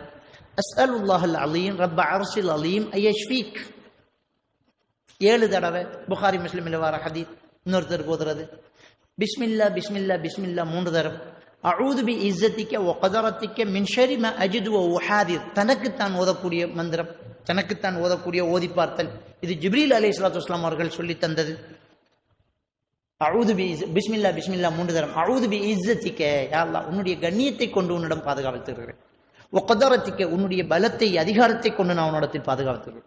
மின் ஷர்ரி மா அஜிது நான் பெற்றுக்கொண்ட இந்த நோயிலிருந்தும் ஓ உஹாதிர் நான் அடையக்கூடிய இந்த வேதனையிலிருந்தும் நான் உன்னிடத்தில் பாதுகாத்துகிறேன். 7 தடவை சொல்லுங்க ரசூலுல்லாஹ் சொல்லி தந்தாங்க. இப்படி நிறைய துவாக்கள் வந்து ரசூலுல்லாஹ் சொல்லி தந்தாங்க. அவைகளை ஓதுறதுல தப்பு கிடையாது, அல்லாஹ்விடம் கேட்கக்கூடிய பிரார்த்தனை தப்பு கிடையாது. ஆனால் மந்திரம் என்ற பேரில் ஓதுறதெல்லாம் தப்பானது. இந்த மந்திரம் ஒரு காலத்தில் இந்த தாயத்து தகடு கட்டுறது, குறிசாத்திரம் பார்க்கறது, மந்திரிக்கிறதோட மட்டும் நின்றுச்சு. ஆனா இன்னைக்கு ஜின் வாசலாத் என்ற பேர்ல வந்தாச்சு. ஜின்னை வசியம் பண்ணி வச்சுக்கிறோம், ஜின்னை வச்சு வேலையை பண்ணுவோம், ஜின்னை வச்சு ஆப்ரேஷன், ஜின் ஆப்ரேஷனா. தலையில் இருக்கிற கட்டி எடுக்கிறோம், வகுத்தில் இருக்கிற கல் எடுக்கிறோம், கிட்னியில் இருக்கிற கல் எடுக்கிறோம், அப்படி எடுக்கிறோம் இப்படி எடுக்கிறோம். எந்த மெடிக்கல் காலேஜில் படிச்சதோ தெரியாது இந்த ஜின்னுகள். ஜின்னை வச்சு வைத்தியம் பார்க்கலாமா, ஜின்னை வசியம் பண்ணலாமா அப்படி என்று கேட்டால், சுலைமான் அலைஹிஸ்ஸலாத்து வஸ்ஸலாம் அவர்கள் அல்லாஹ்விடம் கேட்ட பிரார்த்தனை அல்லாஹ் திருக்குர்ஆன்ல சொல்லி காட்டுறான். 36வது அத்தியாயத்தில் என்ன அல்லாஹ் தஆலா சொல்லி காட்டுறான்டா, சுலைமான் நபி அல்லாஹ் கிட்ட கேட்குறாங்க, யா அல்லாஹ் எனக்கு ஒரு ஆட்சியைத்தா, அந்த ஆட்சி எனக்கு பின்னால் யாருக்கும் வழங்கப்படக்கூடாது, அப்படி ஒரு ஆட்சியைத்தா யா அல்லாஹ்னு கேட்குறாங்க. அப்ப அல்லாஹ் தஆலா அவருக்கு நாம் ஜின்னை வசியம் பண்ணி கொடுத்திருந்தோம், காற்றை வசியம் பண்ணி கொடுத்திருந்தோம், விலங்குகளுடைய மொழியை நம்ம அவருக்கு கொடுத்திருந்தோம் அப்படின்னு அல்லாஹ் தஆலா என்ன சொல்லி காட்டுறான். அப்ப சுலைமான் நபிக்கு ஜின்னை வசியம் பண்ணி கொடுத்திருந்தோம், அவரே என்ன சொல்றாங்க, எனக்கு பிறகு அதை யாருக்கும் கொடுக்க கூடாது, எனக்கு மட்டும் தனியா தான்றான் அல்லாஹ். அல்லாஹ் ஏற்றுக்கொள்றான். அப்ப ஜின்னை வசியம் பண்றது சுலைமான் நபிக்கு மட்டும்தான். அவர் ஜின்னை வச்சு அவர் பெரும் கட்டடங்களை கட்டினார், பைத்துல் மக்தஸ் பள்ளியை கட்டினது, பெரும் பெரும் பாத்திரங்கள் சமைத்தது, கடலில் மூழ்கி முத்தெடுத்து கொடுத்தது ஜின்னை வச்சு அவர் செஞ்சாரு. ஆனா நம்பிடவன் ஜின்னை வச்சுட்டிக்கான், கடலை மூழ்கி முத்தெடுக்கிறானும் இல்லை, அவர் நெத்தலி மீனாலும் பிடிக்கிறாப்புல இல்லை. பெரும் பெரும் கட்டடங்களை கட்டினாங்க. நம்ம இந்த பில்டிங் கன்ஸ்ட்ரக்ஷன் எடுக்கலாமே, சீமெந்தி பேக்கு பறந்து போகும், கல் பறந்து போகும், எந்த ஒன்றும் தேவையில்லையே, மண்ணு போயிட்டே இருக்கு, அதானே செலவு, லேபர் சார்ஜ். சின்ன சின்ன ஒழுங்கைக்குள்ளால வண்டி போகாது, மண்ணை மெயின்ல புறைச்சிட்டு ஆள் போட்டு அள்ளணும். மண்ணு ஒரு கீப்பு 15,000 ரூபா தான், ஏத்துறது 25,000 ரூபா வாங்கும் மேல. ஜின்னை வச்சு கான்ட்ராக்ட் எல்லாம் முடிச்சுட்டு இருக்கலாம். பில்டிங் அப்படி மரம் வளர மாதிரி வளருமே, ஜின் வாசலாத்துக்காரன் செய்யறான், முடியல. அப்ப ஜின்ன வசியம் பண்ணிருக்கிற என்ன பண்றான்டா, ஆபரேஷன் பண்றான். இதெல்லாம் ட்ரிக்ஸி, ஜின் ஆபரேஷன் என்று சொல்லி ஏமாத்து ராடு. அப்படி ஒண்ணும் முடியாது. ஜின் ஆபரேஷன் பண்ணலாம் என்றால் இலங்கை பெரிய ஒரு வசதியான நாடாகும். ஏன் தெரியுமா, இன்னைக்கு மனுஷனுக்கு விருப்பம் கத்தி இல்லாம, ரத்தம் இல்லாம, ஆபரேஷன் தியேட்டர் இல்லாம, உடம்புல காயம் வராம நோயை குணப்படுத்தணுங்கிறதான் விருப்பம். அதுக்கு எத்தனை கோடி வேணும் என்றாலும் கொடுக்கறதுக்கு உலகத்துல ஆள் இருக்குது. இந்த ஸ்ரீலங்காவில் ஜின் ஆபரேஷன் பண்ற அதிமேதாவிகள் இருக்காங்க என்றாலே இந்த நாடு எங்கேயோ போனமாயிட்டான். இவங்களை வச்சுக்கிட்டு ஒரு ஹாஸ்பிட்டல் கட்ட வேண்டியதான், தியேட்டரும் இல்லை ஒன்றும் இல்லை, பேரை கொடுத்துட்டு உட்கார்ந்த சரி, தலையில கை வைப்பா, கட்டி வைத்திரு, செய்ய மாட்டான். இவங்களையெல்லாம் பிடிச்சு அடைக்கிறதுக்குரிய சட்டம் நாட்டில் இருக்கு. யாராவது முன்னுக்காகி காட்டி கொடுக்கணும், நாம காட்டி கொடுக்கறது இல்லை. நிறைய பேர் ஏமாந்துட்டு, கிரிபாவங்கிற ஊர்ல இந்த கலேவேல ஜின்னு அனசென்றுட்டு ஒருத்தன், கலேவேலையில ஜின் வாசலாத், அவனுக்கிட்ட ஜின் வாசலாத் செய்ய போய் ஜின் ஆபரேஷன் பண்ணி ஆபரேஷன் சக்சஸ் என்றுட்டு இவங்க ஹாஸ்பிட்டலுக்கு போகாம இருந்து பலர் இலங்கையில மரணிச்சிருக்கிறாங்க. அந்த கிரிபாவுங்கிற ஊர்ல ஒருத்தர் மரணித்த அந்த காலத்துல எனக்கு ஞாபகம். அதே மாதிரி காலி வெலிகம சைட்ல ஒருவர் மௌத்தா இருக்கிறார். என்னடா ஆபரேஷன் பண்ண தேவையில்லை இருந்தாங்க, ஆல் அவுட். ஆனா தற்காலிக குணம் கிடைக்கும். எப்படி தற்காலம் மனம் நம்பிக்கை கொண்டால் ரிலாக்ஸா இருக்கிற மாதிரி இருக்கும் ஒரு ஃபீலிங். யாராவது தலையிடி சரியான தலைக்கடுப்புண்டா, நாம அப்படியே ஒரு தலைப்பாவை கட்டிக்கிட்டு தலையில கையை வச்சு அப்படியே பிடிச்ச அப்படி ஊதினா எப்படி இருக்கண்டா, இப்ப கொஞ்சம் நல்லா இருக்கு, ராகத்தை. இது அவன் மனசு, இது அவன் மனசு. டாக்டர் ருத்ரன் டாக்டர் ருத்ரன் சொல்றார், உன்னுடைய நேர்ச்சையை நேர்ந்து ஒரு நாயின் வாலில் கட்டு, அது நிறைவேறும் என்றார். அதாவது மனம்தான் வாழ்க்கை, ஒன்ற மன நம்பிக்கை தான் அது, அதை டெலூஷன் அப்படின்னு சைக்காட்டிஸ்ட் சொல்றாங்க. இதான் நடக்குது. அப்ப நாங்க என்ன உலகத்துல என்ன நடந்துட்டு, ஜின் வாசலாத் என்ற பேர்ல பிராடு பண்ணி ஏமாத்திட்டு இருக்கிறான். நபிகள் நான் ஸல்லல்லாஹு அலைஹி வஸல்லம் அவர்கள் தொழுதுகிட்டு இருக்கும்போது அல்லாஹ் என்னை சபிப்பானாக சொல்லி கையை பிடிச்சி எதையோ பிடிக்க போனாங்க. சஹாபாக்கள் தொழுது முடிய கேட்டாங்க, யார சொல்லலாம், என்ன நடந்துச்சு? தொழும்போது நீங்க எதையோ பிடிக்க போனீங்களே. ஜின் நெருப்பு கங்குகளை எறிந்து என்னை சேட்டை செய்தான். அவனை பிடிக்க என் மனசு நினைத்தது. சுலைமான் நபியுடைய துவா முந்தி விட்டது. இல்லை என்றால் அவனை பிடிச்சி இந்த பள்ளிவாசல் தூண்ல கட்டி இருப்பேன், சிறுவர்கள் எல்லாம் விளையாடி இருப்பார்கள் அவனோடண்டாங்க. அப்ப ரசூலுல்லாவுக்கே ஜின்ன பிடிக்கிறதுக்கு ஏலாது, சுலைமான் நபியிட முந்திட்டு துவா முந்திட்டு. ஆனா நம்முடைய ஒரு சில ஹஸரத்துமார்கள் ஜின் வாசல தான். ஒரு சில ஹஸரத்துமார பேர்ல ஜின் இருக்குது, ஒரே நேரத்துல 2 இடத்த பயம் பண்ணுவார், அப்படி இப்படின்னு மக்கள் கதையை அவுட்டு விட்டாங்க. அவருக்கும் அதுக்கும் சம்பந்தம் இல்லை. விளங்கிட்டா? நாம தெளிவா புரிஞ்சுக்கொள்ளணும். மக்கள் சும்மா பிராடு. மொய்தீன் அப்துல் காதிர் ஜைலானியோட பேர்ல எவ்வளவு கதை வந்துச்சு. மொய்தீன் மௌலூதுல இருக்கா இல்லையா? மொய்தீன் மௌலூதுல அவர பேர்ல என்ன கதையெல்லாம் வந்துச்சு. அவர் தாயிர பௌத்துக்குள்ள இருக்க வீட்டுக்கு திருடம் வந்திருக்கான், பௌத்துக்குள்ள இருந்து அடிச்சாராம், மௌலூதுல ஓதுறான். நடந்திருக்குமா? இல்ல. அவர் மொய்தீன் மௌலூதுல முதல் பைத்தை என்ன தெரியுமா? அவர் 7 வயசா இருக்கும்போது ஸ்கூலுக்கு போறாராம். ஸ்கூலுக்கு போகும்போது மலக்குமார்கள் அவரை பாதுகாப்பாண்டு வழிவிடுன்னு சொல்லிக்கிட்டு போவாங்களாம். அது 6 கண்டம். மொய்தீன் அப்துல் காதிர் மலக்குமார்கள் பாதுகாப்பு படையாம். முதல் பைத்தே அதான். அப்போ ஒருத்தர் பேரில் இப்படி இட்டு கட்டி ஜின்னை வச்சு வசியம் பண்றதாக கதை சொல்றாங்களே தவிர நான் சவால் விடுறேன். ஜின் வாசலாத் என்று சொல்ற ஒருத்தம்பா, ஜின் வாசலாத் என்று சொல்ற ஒருத்தம்பா செய்யி உண்ட ஜின்னை வச்சு ஒன்றும் இல்லை. இந்த போனை கொஞ்சம் இப்படி உசுப்பி காட்டுவார். நான் போனை எடுத்து வைக்க கீழே விழுத்தாட்டு உண்ட ஜின்னால என்னக்கிட்ட வருவாங்க, என்னுடைய வீட்டுக்கு வருவாங்க. இந்த ஜின் பிடிச்சி ஆடுது, உள்ளுக்குள்ள ஜின் பூந்துட்டு குரல் மாறிட்டு பலம் கூடிட்டு, ஒரு பொம்பளையை 10 ஆம்பளையால பிடிக்க முடியல, அப்படியே குரல் மாறுது அப்படிங்கிறா. 2-3 செகண்ட் சாப்பாட்டை சாப்பிட்றா, ஒரு பெரிய கோப்பையில் சூப்பை குடிச்சிட்டா, அப்படி பயங்கரமா இருக்குது. அசரத்துட்டு எல்லா மந்திரவாதிகிட்டையும் போய் கடைசியை அள்ளிக்கிட்டு வருவாங்க. நான் சொல்லேன், இல்லை ஜின் இல்லை. என்ன நீங்க நான் சொல்றேன், ஏழுமா 2 செகண்ட் சாப்பாடா ஏழுமா? எப்படி ஏழும்? 3 போலியை திங்கலாமா? ஒரு கோப்பை சூப்பு குடிக்கலாமா? 10 பேருக்கு அடிக்கலாமா? அப்படி நடக்குதா சார்?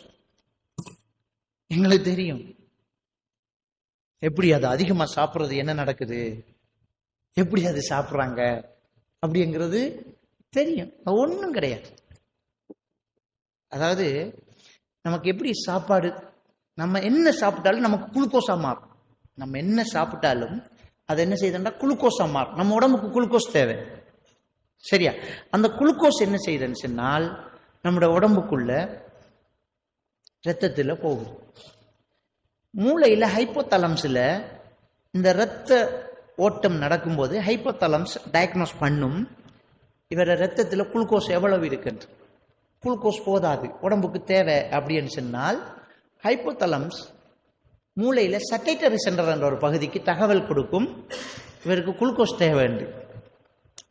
சட்டேட்டரி சென்டர் ஒரு உணர்ச்சியை தூண்டிவிடும், பசிக்கிற உணர்ச்சியை. நீ சாப்பிடு உடனே.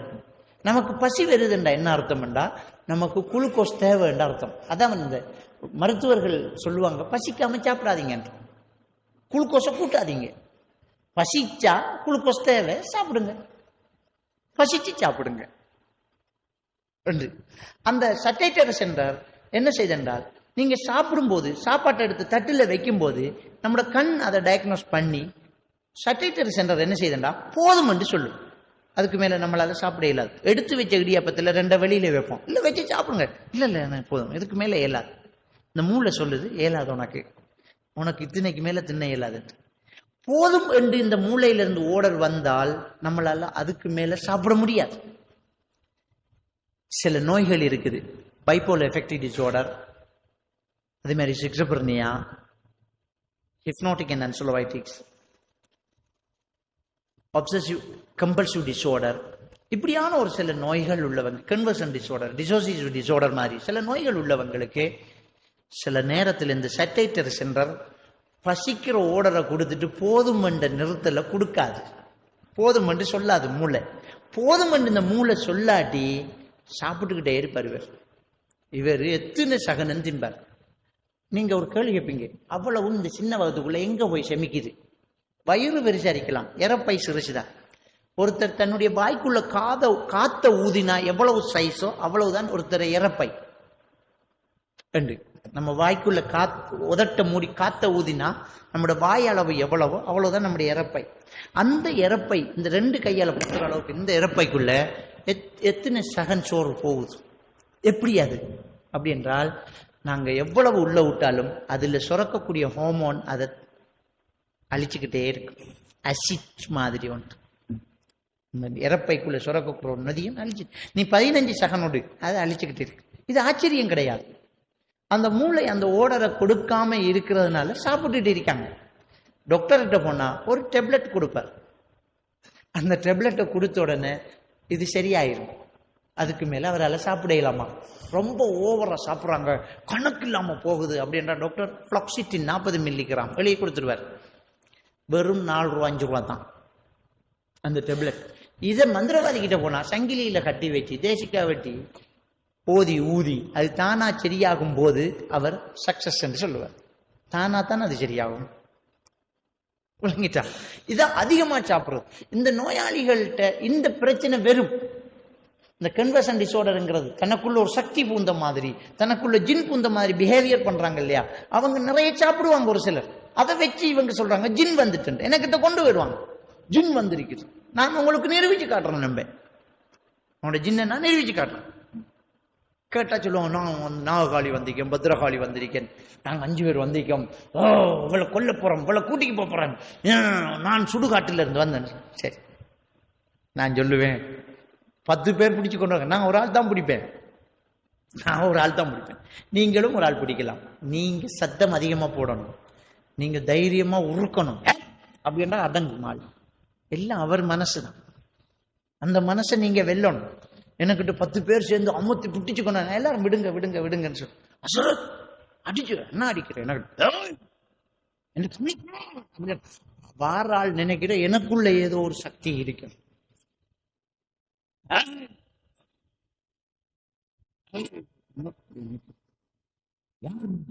நாககாளி, நாககாளி, இதை கீழே விழுத்தாட்டு பாப்போம். உண்ட நாககாளி நாம சும்மா வம்பா பயப்படுறோம். நீங்க உங்க வாழ்க்கையில இந்த ஜின் உள்ளுக்குள்ள பூந்த மாதிரி பிஹேவியர் பண்றாங்கல்ல, அவங்கள்ட்ட ஒரு சேலஞ்ச் வைங்க, அதுக்கிட்ட பேசுங்க. நீ ஜின்னா? ஓ எங்க இருந்து வந்த? நான் சுடுகாட்டுல இருந்து வந்தேன், நான் அங்க இருந்து வந்தேன்.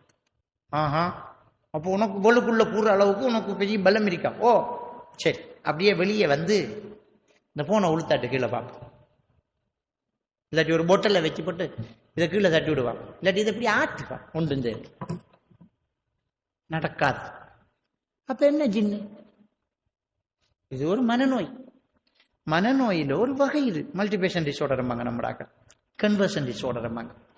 தன்னுடைய ஆள் மனதில் உள்ள நம்பிக்கைகளால் தன்னை இன்னொருத்தராக அவர் கற்பனை பண்ணி பிஹேவியர் பண்றார். அதுக்கு காரணம் இருக்குது, அதுக்கு ஒரு ஸ்ட்ரெஸ் இருக்குது. அவங்களுக்கு மனசுக்குள்ள ஒரு பெரிய பிரச்சனை ஒன்று இருக்குது. அந்த பிரச்சனைக்கு முகம் கொடுக்கணும், முகம் கொடுக்க முடியாத ஒரு நிலை அவருக்கு.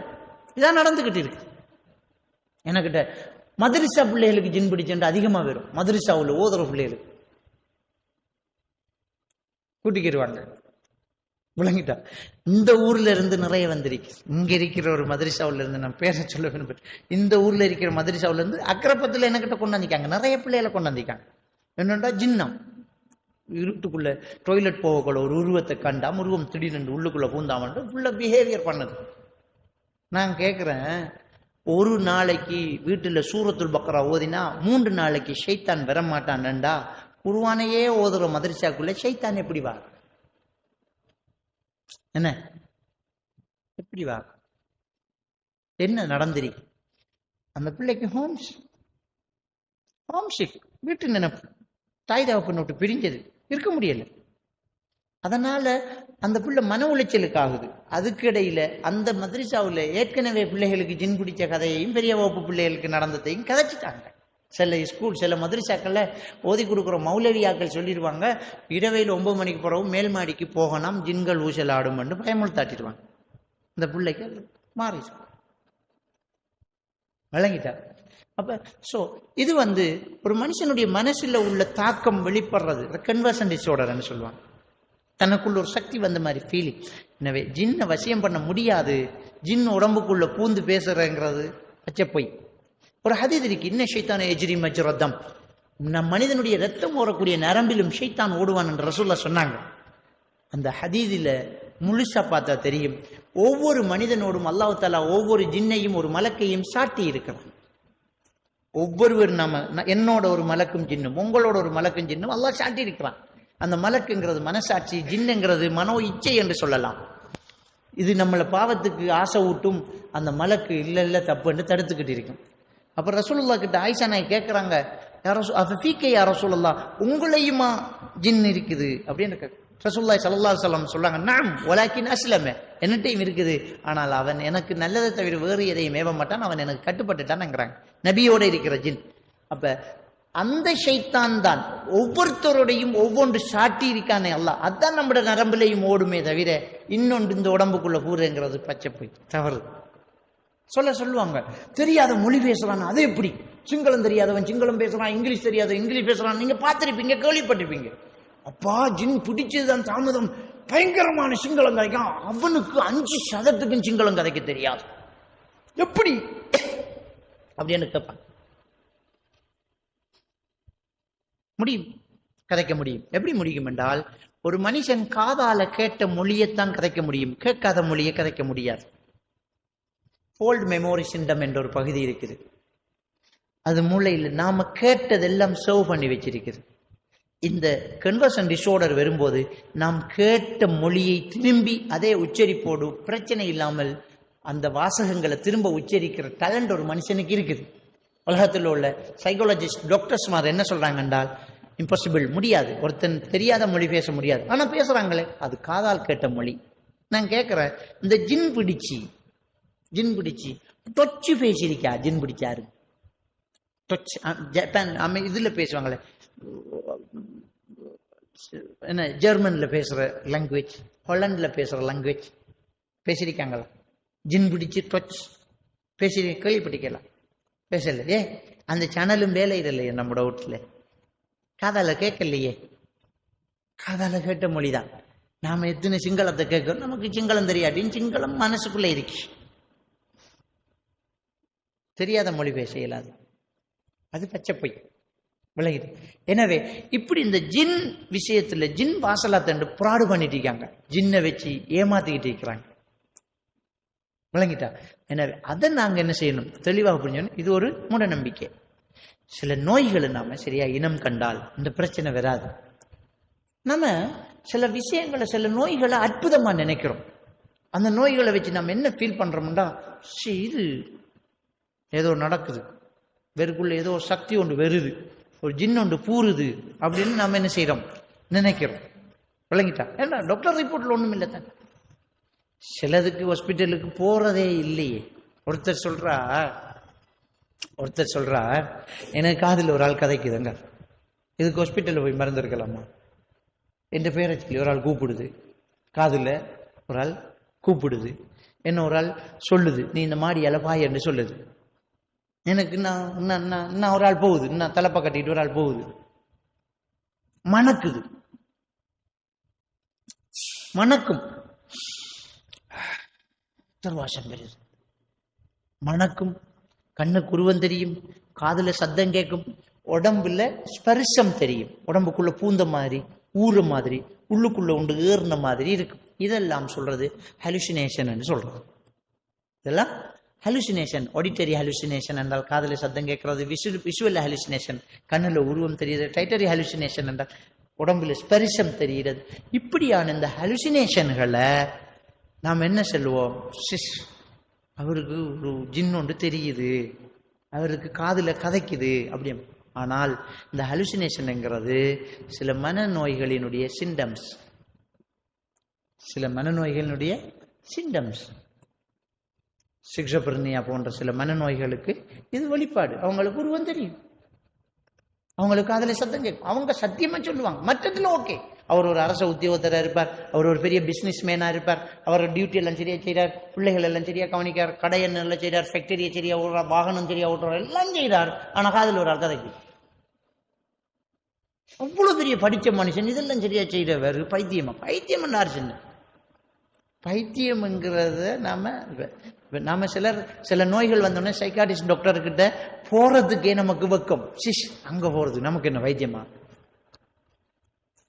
மனசோடு சம்பந்தப்பட்ட பிரச்சனைகள் எல்லாம் பைத்தியம் கிடையாது. பைத்தியம் என்று நம்மடாக்கள் சொல்றது ஒன்றே ஒன்றுதான். சிக்ஸோபிரினியாவில் ரொம்ப ஓவரான ஒரு ஸ்டேஜ்.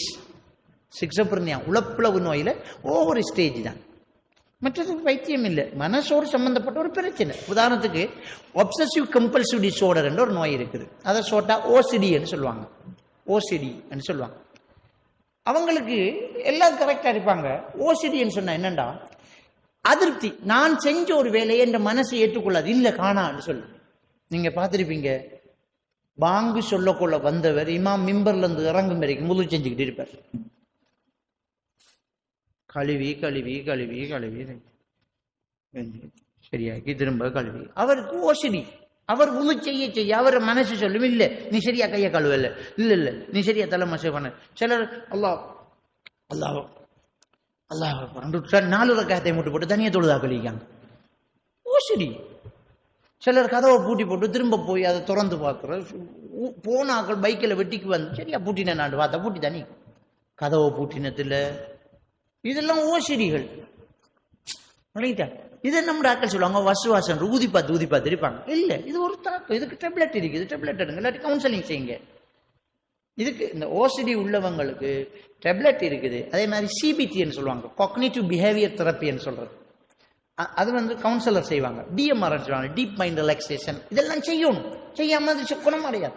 நம்ம டாக்டர் ஓதி பார்த்து அது வசுவாசி ஸ்டேஜ் கூடி உரிய நேரத்தில் மருந்து செய்யாட்டி உங்களோட அடுத்த கட்டம் காதுல சத்தம் கேட்கும். சாப்பிடையெல்லாம் ஆகி மெலிஞ்சி போய் அப்படியே நோயாளி ஆயிடுவான். விளங்கிட்டா? அப்ப நம்ம ஆக்கள் பிரச்சனை என்ன செய்யறாங்கண்டா, நோயை உரிய டாக்டர் கிட்ட போய் மருந்து எடுக்கிறது இல்லை. விளங்கிட்டா? அசரத்துக்கிட்ட போய் ஓதி பார்த்து வாழ்க்கையை லொஸ்ட், பணமும் லொஸ்ட், ஈமான் லொஸ்ட் இருக்கிறோம். எனவே நான் என்ன சொல்றேன்னு சொன்னால், மனநோய்களில் அதிகமான ஒரு பகுதியை நாம பேய் நோய் என்று நினைச்சுக்கிட்டு ஓதி பார்த்து இருக்கோம். இஸ்லாம் சொன்ன ஒரு விஷயத்தை நாம சரியா குறிசாத்திரம் பார்க்க போகாத மருந்து செய். இஸ்லாம் சொல்லி இருக்கு, குறிசாத்திரம் பார்க்க போகாத மருந்து செய் என்கிறாங்க. தாயத்து தகடு கட்டாதங்கன்னா, அப்ப நம்மளோட உயிரே போனாலும் இப்படியே மௌத்தானாலும் நான் ஹராத்தை செய்ய மாட்டேன்ங்கிறதுல உறுதியாய் இருந்தால் நாம ஏன் இதுல பாதிக்கப்படுறோம்? உரிய நேரத்துக்கு நாங்க மருந்து எடுப்போம், ட்ரீட்மெண்ட் செய்வோம். செஞ்சால் சரி. எனவே இந்த விஷயத்துல நாங்க ரொம்ப உறுதியாக இருந்தால் நம்ம சாதிக்கலாம். இதுதான் இந்த மூட நம்பிக்கைகள்ல உள்ள இந்த பிரச்சனைகள். இது நமக்கு தெரியாதனால நாம அதை என்ன செய்யறோம்னு சொன்னால் ஆச்சரியம் இருக்கே. இந்த மந்திர வேலை செய்யறவங்க, இந்த வைத்தியம் பார்க்கறவங்க என்ன செய்வாங்கன்னா, நம்மளால இம்பாசிபிளான சில விஷயங்களை சாதிப்பாங்க, செய்வாங்க. செய்யக்கூட அவர்கிட்ட என்னமோ இருக்கப்பா, சக்தி ஒன்று இருக்குது அப்படின்னு நினைப்பாங்க. நினைச்சா அவர் இது கூடும். விளங்கிட்டா? இப்படித்தான் ஒரு சிலர் இதாக. எனக்கு தெரியும், நான் எங்கேயாவது வெளியூர்களுக்கு போனால், இப்ப இல்லை ஒரு காலத்துல வெளியூர்களுக்கு நம்ம என்ன ஒரு செட் கூடிடும். ஒரு மேஜிக் ஒன்று செஞ்சு காட்டு, ஒரு மேஜிக் செஞ்சு காட்டுங்க சொல்லுவாங்க. எனக்கு தெரியும் இப்படி கேட்பாங்க, அதுக்காக நான் ரெடியா தான் போவேன். ஒரு நாள் கிண்ணியாவில் நான் ஒரு பயானுக்கு போயிருந்தேன். பயான் பண்ணிட்டு அப்படியே அசரத்துற ரூமுக்குள்ள போனேன். அசரத்துற ரூம்ல மாம்பழம் மரத்துல விழுந்தது, நல்ல பழம், நல்ல டேஸ்ட். மௌலவி சாப்பிடுங்க. என்ன சாப்பாடு கூட்டிக்கு போறதுக்கு வந்தவர் மௌலவி போக மாட்டார். அப்ப மாம்பழத்தை கையில எடுத்துக்கிட்டு அப்படியே பள்ளியில இருந்து நடந்து போயிட்டு இருக்க பொடிய மாதிரி பின்னால கொஞ்சம் பிறாக்கள் வந்து அஸ்ஸலாமு அலைக்கும்ங்கிறது, சலாம் தாரதும், உங்களை நாங்கள் யூடியூப்பில் பார்த்துருக்கோங்கிறதும் இப்படின்னு இருந்தீங்க. அப்போ நான் மாம்பழத்தை இருட்டுக்குள்ளே அப்படி எடுத்தேன்னா ஜிப்பாக்குள்ளே அப்படி கையை எடுத்து மாம்பழத்தை விட்டுட்டு இந்த கைக்குள்ளே போயிடுச்சு. மாம்பழம் இந்த கைக்குள்ளே வைத்து இப்படி எடுத்துக்கிட்டு வா எல்லாம் சலாம், அதே கையால் கை கொடுக்க அஸ்ஸலாமு அலைக்கும் அஸ்ஸலாமு அலைக்கும், இதுக்குள்ளே மாம்பழம் இருக்கு, பெரிய ஜிப்பா எடுத்துக்கிட்டு வா. ஹஸரத் ஒரு மேஜிக் செஞ்சு கேட்டேன். அப்போ நான் கேட்டேன், அப்போ இந்த தண்ணிக்கரை ஓரத்தில் இந்த அலரி மரம், சில நஞ்சு மரங்கள் அப்படி நிற்கிது, அந்த ரோட்டால் போயிட்டு இருக்கும். இந்த மரத்தில் கொப்பு இப்படி நிறைய இருக்குது. நான் அவங்கள்ட்ட கேட்டேன், உனக்கு என்ன பழம் தேவைன்னு கேட்டேன். இது சொல்றது டெலிபதி அண்டு. என்ன தேவைண்டா வேறது செய்வான். என்ன பழம் தேவை என்று நாம கேட்கிற நேரம் நாம என்ன பழத்தை நாம மனசுக்குள்ள நினைக்கிறோமோ அதை 100% முன்னுக்கு இருக்கிறாள் சொல்லுவார். அது டெலிபதி என்று சொல்றது. நான் கேட்டேன் அவன்கிட்ட, இதான் மேஜிக். அவன் போய் ஆச்சரியப்பட்டான். என்னண்டா, நீங்க என்ன கேட்ட என்ன பழம் தேவை? நான் மாம்பழம் என்றேன். அந்த பொடியன்னு சொல்றான் மாம்பழம் என்றான். எனக்கு இது பாசிட்டிவ் என்ற சக்சஸ். டெலிபதியை வேலை செய்ய வச்சுட்டேன். நான் அவன்கிட்ட கேட்ட என்ன பழம் தேவை உனக்குன்ட்டு. அது ட்ரிக்ஸ். என்ன தேவைன்னு கேட்கப்படாது. ஏன்னா நம்மகிட்ட இருக்கிற பழம் என்ன பழம் தேவைன்னு கேட்டேன். அவன் உடனே மாம்பழம் வந்துட்டான். மாம்பழம் என்றதும் அவனுக்கு கொடுத்த கை வெறும் கை தானே. நான் அந்த அலரி மரத்துல கொப்பை இப்படி பிடிக்கேன். இப்படி பிடிக்கக்குள்ள கைக்குள்ள இருக்கிற பழம் கிளம்புது. அதை கையால பிடிச்சி அந்த கொப்பை உடைச்சி அதுல இருந்து இப்படி உருகி கையில பழத்தை கொடுத்தோம். வேண்டி கீழே போட்டுட்டு ஓடிட்டான். இது ஜிம் இருக்குதுன்னு ஓடிட்டான். இது என்ற வாழ்க்கையில நடந்த விஷயம். அவன் போய் சொல்லியான், இவர் போய் சொல்றார், அவர்கிட்ட ஜின் இருக்காப்பா. எப்படிடா சொல்றாரு? டேய், அவர் நம்மகிட்ட சாய்ஸ் பண்ண சொன்ன பழம் தானே மாம்பழம். அப்ப வேற பழத்தை கேட்டு இருந்தாலும் அவர் தந்திருப்பாரு தானே. அதுவும் அலரி மரத்துல எப்படிடா கொத்துல முறிச்சி நொட்டியில பிச்சு எனக்கு தந்தாரு. நான் அடிச்சு தெளிக்கான். நான் அப்படி செய்யவே இல்லை. அவன் மரக்கொப்பை பிடிச்சு உருகித்தான கொடுத்தேன். நான் அவனுக்கு கொடுத்த வெறுங்கை. இப்படித்தான் அந்த அவுலியாவாகுற, மகானாகுற. இந்த பயான திரும்ப கேட்டதான் அவன் என்ன நம்புவான். இல்லாட்டி இன்னைக்கும் அவன் என்ன பெரிய ஒரு மகான் அவுலியான்னு நினைச்சிட்டு இருப்பான். சிலது தற்செயலா நடக்குது. இந்த பாகிஸ்தான் மௌலானா கிட்ட இருக்கும்போது கொழும்புல என்னோட இசுமெழுத வந்த ஒரு ஆளோட தெமடகோட ரோட்ல என் கூட்டாளி ஒருத்தர் வீட்டுல இருந்து நாங்க பேசிட்டு இருக்கிறோம். அப்ப தண்ணி எடுத்துக்காங்கன்னா அவன் டெப்ப போய் திறந்தான். தண்ணி வாட்டர் லைன் கட் திறந்து பார்க்க தண்ணி இல்லை. நான் தலப்பா கருத்து தலப்பா கட்டி பெரிய ஜிப்பா போட்டுட்டு பெரிய அசரத்து போய் இருக்கேன். நான் 93ஆம் ஆண்டே கேஸ் பாகிஸ்தான் மௌலானா கிட்ட இருக்கிற நேரம். டெப்ப திறக்கான், தண்ணி இல்லை. இங்க தண்ணி தேவை. நான் எழும்பிட்டேன். தண்ணி இல்லையா? நான் கேட்டேன். தண்ணி இல்லையா சார்? கப்பத்தாங்க கப்பை வேண்டுறேன். நான் போய் திறக்கிறேன். தண்ணி வருது. போட்டி நிரப்பி அவனுக்குள்ள கிசு கிசு காணுவேன். என்ன நடந்தண்டா, நான் போய் திறக்கக்குள்ள தண்ணியை திறந்துட்டான். நான் சும்மா தான் போனேன். பழுத்தா பழுக்கட்டும், பழுக்காட்டி காயாகட்டும். எந்த சான்ஸ் பழுத்துச்சு. இப்படி சிலது எதிர்ச்சியாக நம்மளை ஹீரோவாக்கி விட்டு. இப்ப என்ன செய்வான்? இப்ப கதை எப்படி போகும்?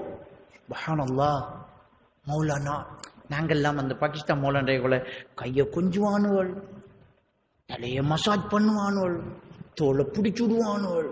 நான் சின்ன ஆள். நான் காலுக்கு மேல கால் போட்டு தான் இருப்பேன். என்ற தலப்பா கலட்டி வைக்கிறதுக்கு பக்கத்தில் ஒரு ஸ்டூல் வைக்கப்படும். தாடி நிறைச்ச பெரிய பெரிய அமீர் சப்மார், பெரிய கார்குன் சாலிகள் எல்லாம் வந்து எனக்கு கால்வாய் பிடிச்சு விட்டுருக்காங்க. வெள்ளை விரிச்சு கதிரையில் உரிப்பாட்டுவாங்க. பாகிஸ்தான் மௌலானா. பேர் என்ன?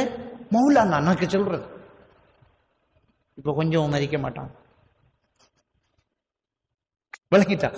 அப்ப இப்படித்தான் அந்த சில விஷயங்கள் பேசப்படுறது. நாம ஆச்சரியப்பட்டுக்கிட்டு இருக்கக்கூடாது.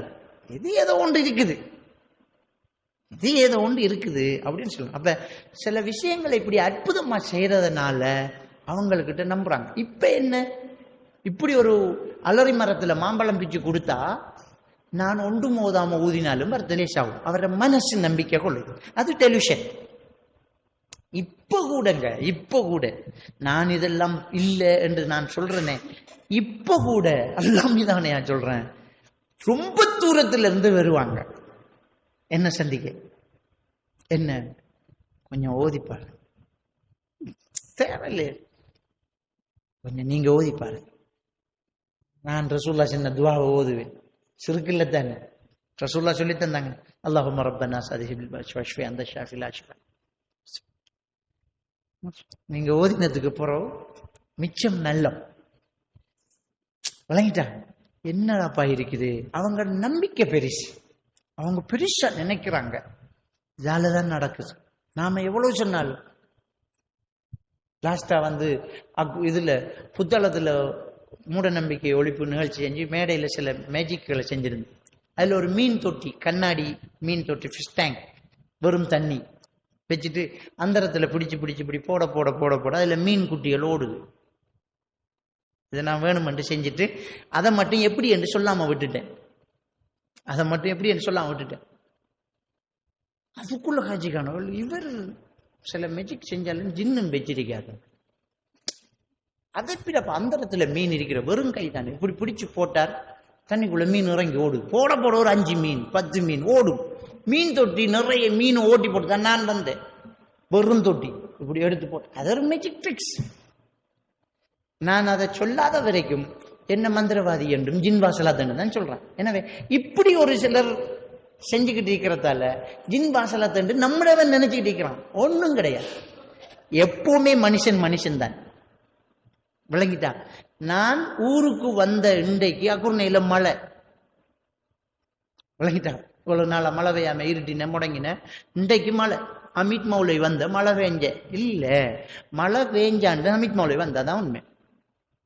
வந்தத்தால மழை பெய்யல, மழை பெஞ்சாண்டு அவரும் வந்த. மனுஷன் தான். மனுஷன் ஒரு நாளும் கடவுளாக முடியாது. விளங்கிட்டா? அப்ப இந்த மூட நம்பிக்கைங்கிறத கலைந்து விட்டுட்டு அகைதாவுல உறுதியா இருந்துட்டோம்டா நம்மளை யாரும் ஏமாத்த முடியாது. இந்த விஷயத்துல நாங்க உறுதியாக இருக்கணும். உங்கள்கிட்ட இருக்கிற சந்தேகங்களை கேளுங்க. இப்ப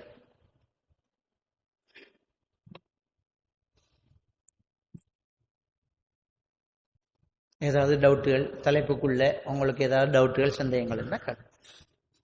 நான் சில விஷயங்களை பேசாம விட்டிருக்கலாம் தானே, அதுக்குத்தான்.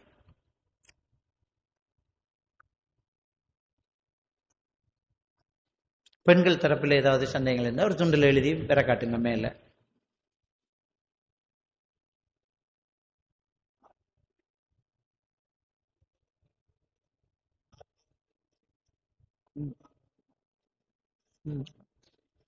அதாவது அவர் ஒரு கேள்வி கேட்கிறார், நாள் பார்க்கறது, நல்ல நாள் பார்த்து கடை துறக்கிற, விவசாயம் பண்ற, மரம் நாட்டுற, விளங்கிட்டா? இல்லாட்டி சொல்லுவாங்க சனிக்கிழமை முடிவெட்டுற சரியில்லைம்பாங்க. இப்படி நாள் பார்க்கறது இஸ்லாத்தில் இருக்குதா, நாளுக்கு ஒரு சிறப்பு இருக்குதா அப்படி என்று கேட்டா, அத இஸ்லாமிய மார்க்கத்துல ரசூலுல்லாஹி ஸல்லல்லாஹு அலைஹி வஸல்லம் அவங்க சொல்றாங்க, சூரியன் உதிக்கும் தினத்தில் வெள்ளிக்கிழமை ஒரு சிறந்த தினம் என்று சொல்றாங்க. வெள்ளிக்கிழமை ஒரு சிறந்த நாள் என்று சொல்லிட்டு அதுக்கு காரணம் சொல்றாங்க. வெள்ளிக்கிழமையில தான் ஆதம் அலைஹிஸ்ஸலாத்தை அல்லாஹ் படைச்சான். வெள்ளிக்கிழமையில தான் அல்லாஹ் தஆலா ஆதம் அலைஹிஸ்ஸலாத்தை இந்த பூமிக்கு இறக்கினான். வெள்ளிக்கிழமையில தான் அல்லாஹ் தஆலா ஆதம் அலைஹிஸ்ஸலாத்துடைய தௌபாவை ஏற்றுக்கொண்டான். வெள்ளிக்கிழமையில தான் அவர் மரணித்தார். வெள்ளிக்கிழமையில தான் இந்த உலகம் அழியும். விளங்கிட்டா? வெள்ளிக்கிழமையில் என் மீது அதிகம் ஸலவாத்து சொல்லுங்கள் என்று சொல்றார். அப்ப இந்த சிறந்த நாளுக்கு காரணம் இவ்வளவு. அதுல உலகம் அழிகிறதும் ஒரு நாள். உலகம் அழிகிறதை எப்படி நாம நல்லதா எடுக்கிற அந்த நாள்ல நடக்கிறத எல்லாம் ரசூலா சொல்லிட்டு அந்த சிறந்த நாளை என்ன செய்யணும்ங்கிறத ரசூலா சொல்றாங்க, என் மீது அதிகம் ஸலவாத்தை சொல்லுங்க. அவ்வளவுதான். சிறந்த நாள்ண்டா அண்டைக்கு பார்த்து கடையை தொடங்க, அண்டைக்கு நீங்க வியாபாரத்தை மிம்பர்ல இமாம் ஏறினால் இறங்கும் வரைக்கும் நிறுத்துங்க என்று சொல்றாங்க. வணங்கிட்டா? இதா குலியத்தி ஸலாத்து ஃபன்தஷிர், தொழுகை முடிஞ்சிட்டா நீங்க வியாபாரத்தை செய்யுங்க. இமாம் மிம்பர்ல இருந்தா வியாபாரத்தை செய்யாதீங்க என்று நல்லா சொல்றேன். அப்ப அந்த நாளில் சிறந்தது வெள்ளிக்கிழமை நாள். என்ன காரணம்? என்ன செய்யணும்? ஸலவாத்து சொல்லணும். வேற இது செய்யணும், விவசாயம் பண்றது, திருமணம் நடக்கிறது எல்லாம் இல்லை. பொதுவாக எல்லா நாளிலும் எல்லாமும் நடக்கும். விளங்கிட்டா? சிறந்த நாள்ங்கிறது 2 டீம் விளையாடினா ஒன்று வின் பண்ணா ஒன்று தோத்து போகுது. ஒருத்தனுக்கு அதே செகண்ட் கெட்ட நாள், இன்னொருத்தனுக்கு அதே செகண்ட் நல்ல நாள். இதுதான் உலகத்தின் நியதி. ஒருத்தனுக்கு வியாபாரம் இன்றைக்கு லொஸ்ட், ஒருத்தனுக்கு வியாபாரம் அன்றைக்கு பார்த்து லாபம். எல்லா நாளும் எல்லாம் நடந்துகிட்டு இருக்கு. எல்லா நாளிலையும் பிள்ளையும் பிறக்கும், எல்லா நாளிலும் மௌத்தும் நடக்கும். விளங்கிட்டா? எனவே இந்த நாள் பார்க்கிற உண்டு கிடையாது. நாள் பார்க்கிறோம், நமக்கு எப்ப நல்ல வசதியா இருக்கு அப்ப நம்ம என்ன செய்வோம். எனக்கு இன்றைக்கு வெள்ளிக்கிழமை தான் பயணம் போறதுக்கு வசதியா இருக்கு, இன்றைக்கு வெள்ளிக்கிழமை தான் நான் இன்றைக்கு கடையை திறக்கிறதுக்கு வாய்ப்பு இருக்குதுன்றா செய்வோம். என்ற கடையை திறந்தா இந்த ஃபெஸ்ட் வியாபாரத்துக்கு இந்த ஃபேமிலியில பெறணும், அவங்களுக்கு வெள்ளிக்கிழமை தான் லீவு, இல்ல எங்க ஊர்ல ஞாயிற்றுக்கிழமை லீவு தர, அதை பத்தி பிரச்சனை இல்லை. விளங்கிட்டா? நம்மட வாய்ப்பு வசதிகளுக்கு நாம் ஒரு நாளை நிர்ணயிக்கணுமே தவிர நாளுக்கென்று ஒரு தனி ஒரு இது, இந்த செக்ஷனுக்கு ஒரு நாள் விவசாயம் பண்றது புதன்கிழமை எப்படி நாள் பார்க்கிற, நேரம் பார்க்கிற, சகுனம் பார்க்கிற, இதெல்லாம் ரசூல் அப்பவே தடுத்தாங்க. நபிகள் நாயகம் ஸல்லல்லாஹு அலைஹி வஸல்லம் அவங்க லா தியரத ஃபில் இஸ்லாம்ங்கறாங்க. இந்த சகுனம் பார்ப்பது இஸ்லாத்தில் இல்லைங்கிறாங்க. அது இந்த நாள் பார்க்கிற, நேரம் பார்க்கிற எல்லாத்துக்குள்ளேயும் பேர். நேரத்தை பொறுத்த வரைக்கும் ரசூல்லா சில நேரத்தில் தொழுவதை தடுத்தாங்க. சூரியன் உச்சியில் இருக்கிற நேரம், சூரியன் மறைகிற நேரம், சூரியன் உதிக்கிற நேரம் தொழுவுறத்தை தடுத்தாங்க. விளங்கிட்டா? அது இல்லாம வேற ஒன்றுமே இல்லை. அதே மாதிரி இந்த சூரிய கிரகணம், சந்திர கிரகணம் ஏற்படுதானே, அந்த நேரத்துல ஒரு மூட நம்பிக்கை இருக்கு. கிணத்தை மூடி வைக்கணும், பிள்ளைத்தாச்சி பொம்பளையில் மீனா இருக்கக்கூடாது, காய்கறி வெட்டக்கூடாது, வெளியில வரக்கூடாது என்ற சில பிள்ளைகள் பிறக்கும் காது வெட்டப்பட்டு மூக்கு ஒட்டி உதடு வளைஞ்சி பிறந்த உடனே நம்ம சொல்லலாம் வகுத்துல பிள்ளை இருக்க கொள்ள கிரகண நேரம் மீன் அறுத்திருக்கா, மீனை எவடத்தை பிடிச்ச அறுத்தா அந்த இடத்துல பிள்ளைக்கு வெட்டுப்பாடும். இதெல்லாம் மூட நம்பிக்கை. விளங்கிட்டா? சயின்ஸ் டாக்டர்ஸ் மார்க்கிட்டே நான் அது சம்பந்தமா கேட்டேன். அப்படி ஒன்று இல்லைன்றான். அப்படி ஒன்று இல்லை. கிணத்தை மூடுறது அப்படின்னு, கிணத்தை மூடலாம், குளத்தை மூடலாமா? இப்ப குடிக்கிற தண்ணி குளத்து தண்ணியான அதிகம். கிணத்தை மூடலாம், குளத்தை மூடலாமா? அது மூட நம்பிக்கை. அப்படி ஒண்ணு கிடையாது.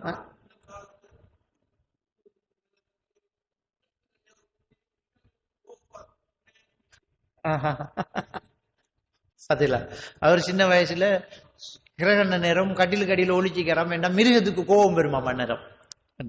ஒவ்வொரு காலத்திலையும் ஒவ்வொரு விஷயத்துல மக்களுடைய சில நம்பிக்கைகள், பெரியாக்கள் சொல்றத பிள்ளைகள் நம்புறதானே, அதான் அந்த மூட நம்பிக்கையாக வந்தது.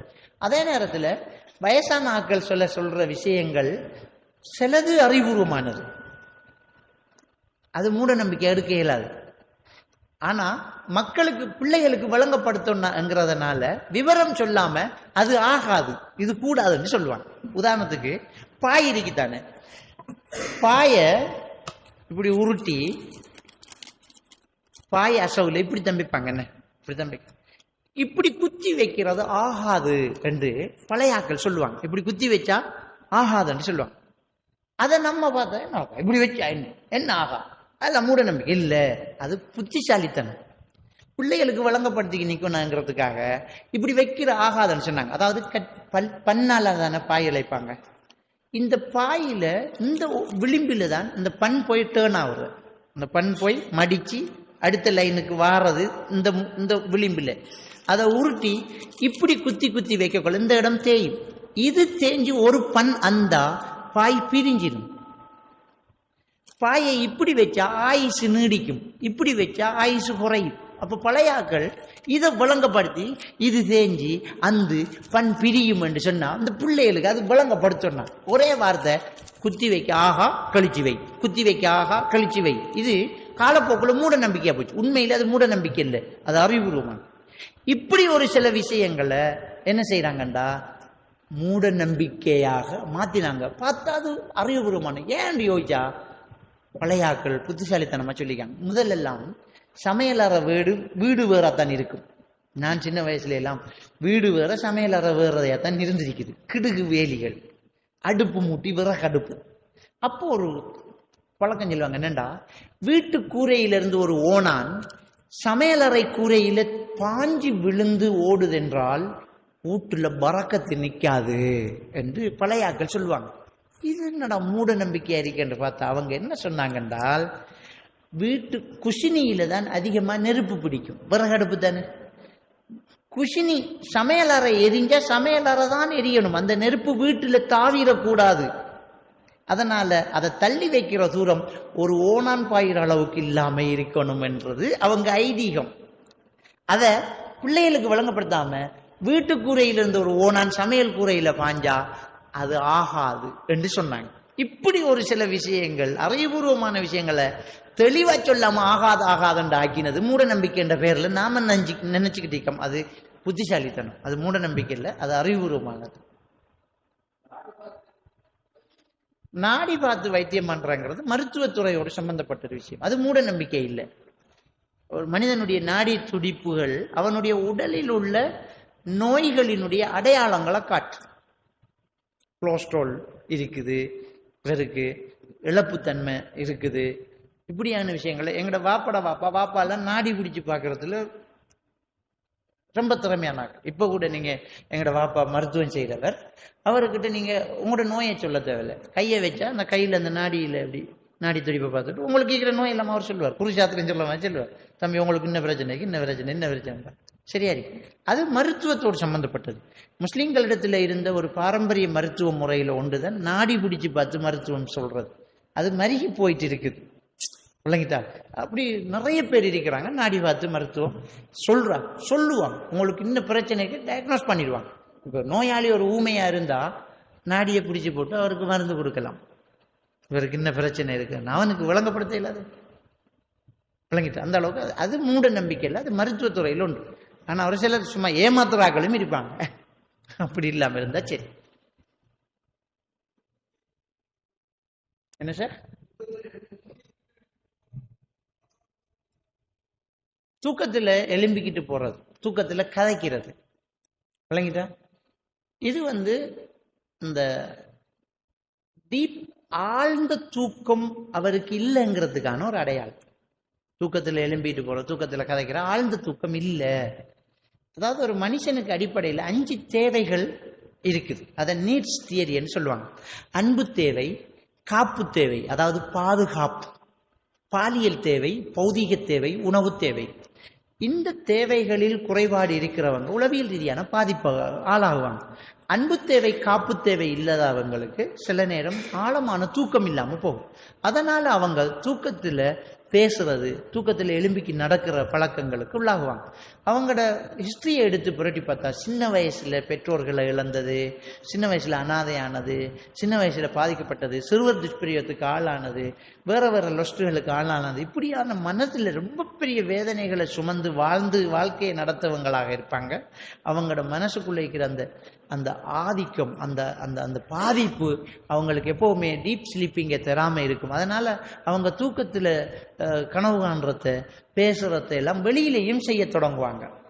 ஆழ்ந்த தூக்கம் உள்ளவங்க தான் தூக்கத்துல நடக்கிறத தூக்கத்துக்குள்ளேயே வச்சுட்டு இருப்பாங்க, வெளியில நடக்காது.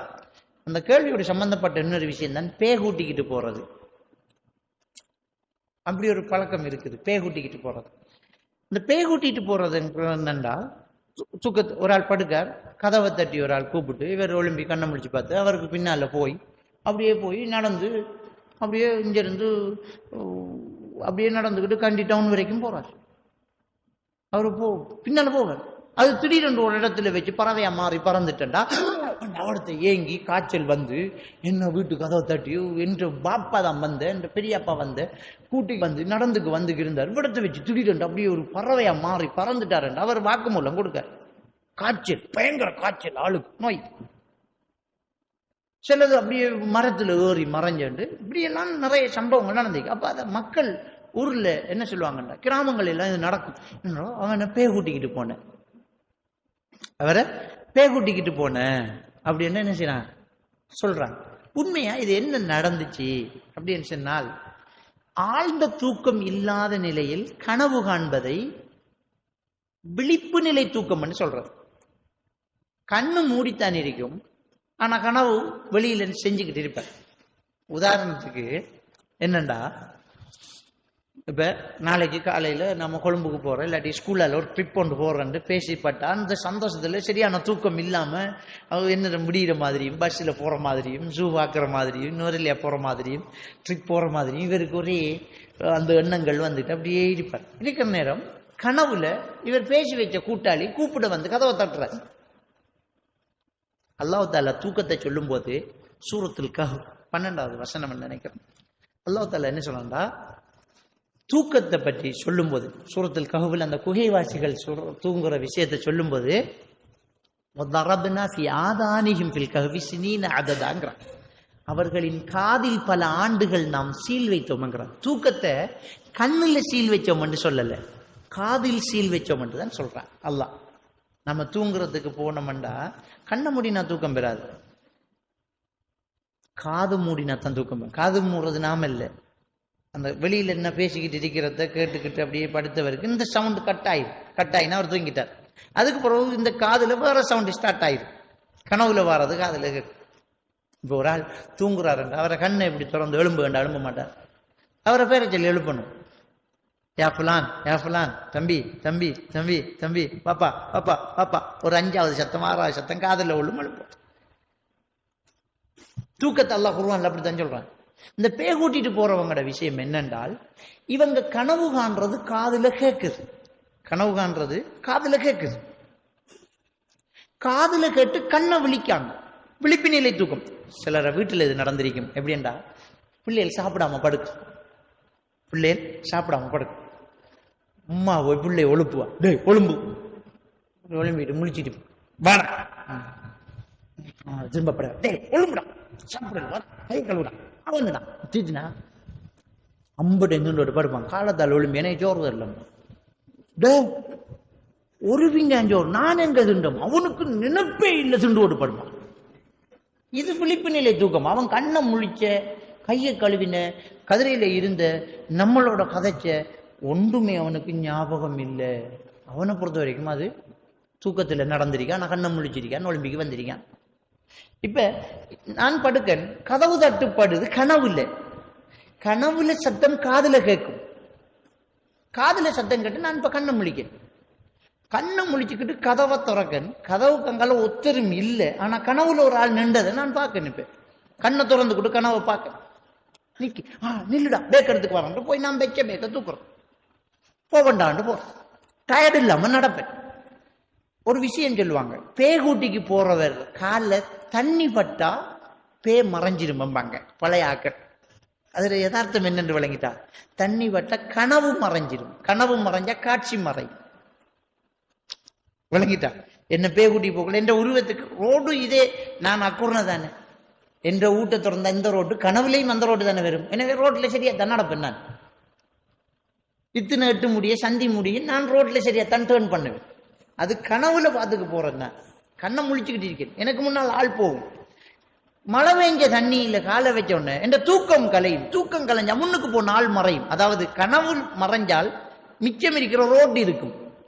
கனவு கண்டு கண்ணை முழிச்சா கட்டில படுத்தா கஷ்டம் இல்லை, கண்ணை முழிக்கிற நேரம் கண்டி டவுன்ல நின்றா கஷ்டம். விளக்கிட்டா? அதுதான் பேய் கூட்டிக்கிட்டு போறேங்கிற. பேய் கூட்டி போகல, கனவு கண்டு உருவத்துக்கு பின்னால், கனவுல கண்ட உருவத்துக்கு பின்னாலே போறான். கனவுல ஒரு ஆள் பறவையா மாறது பெரிய விஷயமா? கனவுல ஒரு ஆள் திடீரென்று குரங்கா மாறது பெரிய விஷயமா? இல்ல தான். அப்படி மாறத பேயன்னு நினைச்சிட்டீங்க. இப்ப பார்த்தான், டக்கண்டு பார்த்தான், கண்ணு முடிச்சான், ரோட்ல நிக்க ஒரு ஆள் கூட்டிக்கு வந்தாள், நான் பறந்து போகுது, அவன் எஃபெக்ட் ஆகிறான். அதனால இவனோட மூளோட டெம்பரேச்சர் செக் பாயிண்ட் டிஸார்டர் ஆகும். டிஸார்டர் ஆனா சூடாகும், சூடானா காய்ச்சல் வரும், காய்ச்சல் வந்து படுப்பான். விலகிட்டாங்க. இதான் அந்த எஃபெக்ட். பேய கூட்டி போனா காய்ச்சல் வந்தங்கிற, காய்ச்சல் வரும். இதான் நடக்கிற அந்த பேய் கூட்டி போறங்கிறது. அதாவது நீங்களோட கேள்வியோட விழிப்பு நிலை தூக்கம். ஆழ்ந்த தூக்கம் இல்லாத ஆக்கள் கனவுல பேசுவாங்க, எழும்பிக்கிட்டு நடப்பாங்க. பிள்ளைகள் சிலதுகள் விளையாடி டயர்ல படுற பிள்ளைகள் ஒலிம்பி பெட் எடுத்து போல் அடிச்சவன் எல்லாம் இருக்கான். ஒரு ஆள் சொல்றாரு, மகன் புதுசா ஸ்கூல்ல இதுல பேங்க் பாத்தியத்துல சேர்த்து விட்டான், நடிச்சு அவன் கட்டில ஒளிமி நின்று சல்யூட் அடிச்சுக்கு நின்றுங்க, டேய் பர்றா நாளைக்கு போகலாம், அது சல்ல எடுக்கலாம். அப்படி அந்த அந்த அந்த மனசுக்குள்ள ஓடினதை அந்த ஆழ்ந்த தூக்கம் இல்லாட்டி வெளியில பண்ணுவாங்க, செய்வாங்க. வேற ஏதாவது கேள்வி அளிக்கிறா?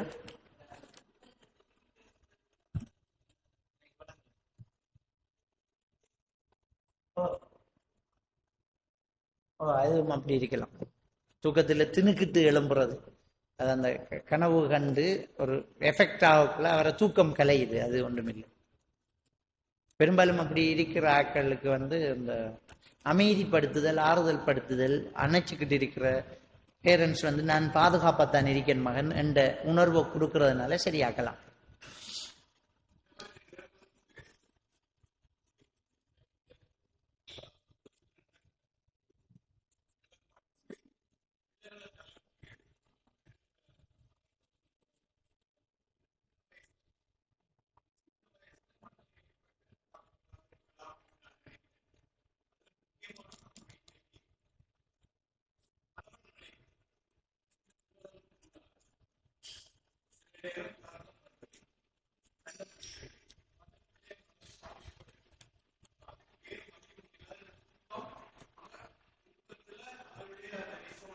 கண்டிப்பா கண்டிப்பா நீங்க சொல்ற உண்மை.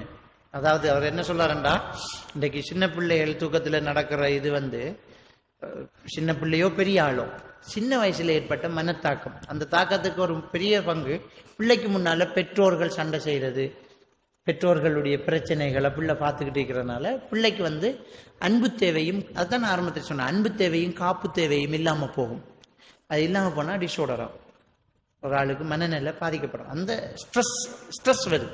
ஸ்ட்ரெஸ் மேனேஜ்மெண்ட் சரியா செய்யலாட்டி இப்படியான பிரச்சனை வரும். சரியா சொன்னீங்க, அது கூடாது. அதனாலதான் குழந்தை வளர்ப்புங்கிற சம்பந்தமான நேரத்தோடையும் பேசியிருக்கிறேன். யூடியூப்லேயே பயான்கள் இருக்கு, நீங்க கேட்கலாம். பிள்ளை வளர்க்குற விஷயத்துல பிள்ளைக்கு முன்னால பெற்றோர்கள் ஒரு நாளும் சண்டை செய்யக்கூடாது. ரசூலுல்லாஹ்வே சொன்னாங்க, கணவ மனைவி அவங்களுக்குரிய உரிமைகளை பற்றி சொல்லும்போது, உங்க மனைவிக்கும் உங்களுக்கும் இடையில பிரச்சனை உங்க வீட்டுக்குள்ளே இருக்கணும். ஒலா தஹஜுருஹுன்ன இல்லா ஃபி புயூத்திக்கும் பண்ணாங்க. பொண்டாட்டி புரிஞ்சன் பிரச்சனை வீட்டுக்குள்ள வச்சுக்கோங்க, பிள்ளைகளுக்கு முன்னால வச்சுக்காதீங்க. நாங்கள் ரசூலுல்லாஹ் நம்ம வாய்த்தாக்கம் செய்யறத பிள்ளை கேட்டுக்கிட்டு இருந்தா பிள்ளைக்கு ஒரு பாதுகாப்பு இல்லை, ஒரு அன்பு இல்லை என்ற ஒரு உணர்வு வரும்.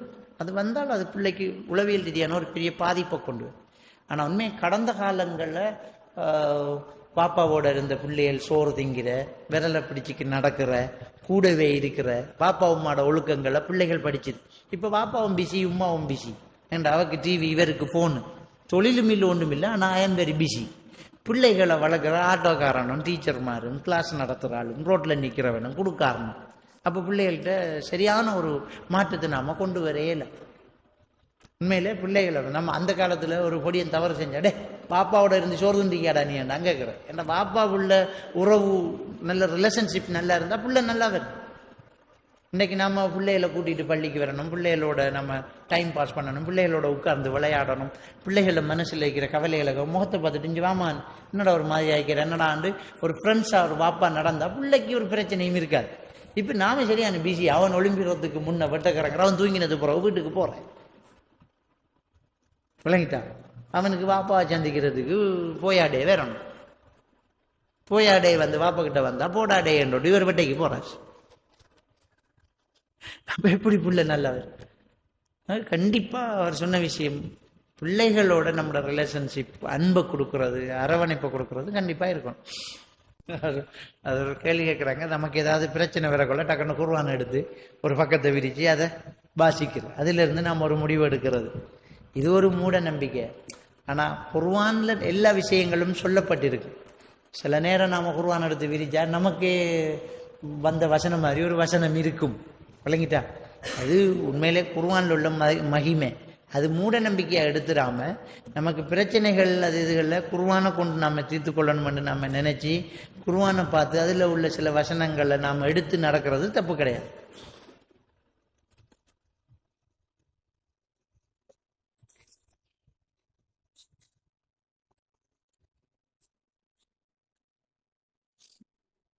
அது அவர் என்னன்ற குர்ஆன்ல ஒரு வசனம், ஜின்னினங்கள் வானத்துல ஒத்து கேட்டுச்சு, பிறகு ஒத்து கேட்க இயலாம போச்சுண்டு 72வது அத்தியாயம் சூரத்துல் ஜின்னில் அல்லாஹ் தஆலா சொல்லி காட்டுறான். சொல்லும் போது என்ன செய்யறான்டா, நாம் எறிகற்களாக இந்த நட்சத்திரங்களை எறிகிறோம். அப்ப அல்லாஹ் தஆலா சூரத்து ஜின்னில் சொல்றான், நாங்கள் ஒத்துக்கமாக போனோம், இப்ப வஜதுனா நாங்கள் அந்த வானத்துல எறிகற்களை நாங்கள் பெற்றுக்கொள்றோம் அந்த ஜின் சொல்லுது. அதுக்கும் நான் சொன்னதுக்கும் முரண் கிடையாது. ரசூலுல்லாஹ் அதுக்கு தான் சொன்னாங்க. முன்பொரு காலத்துல கேட்டுட்டு இருந்துச்சு, இப்ப எறிகற்கள் விழுது. அதுல எறி விழுகிறதுக்கு முன்ன சொன்ன தகவல் உலகத்துக்கு வரும்னு சொன்னாங்க. அதுல முரண் இல்லை.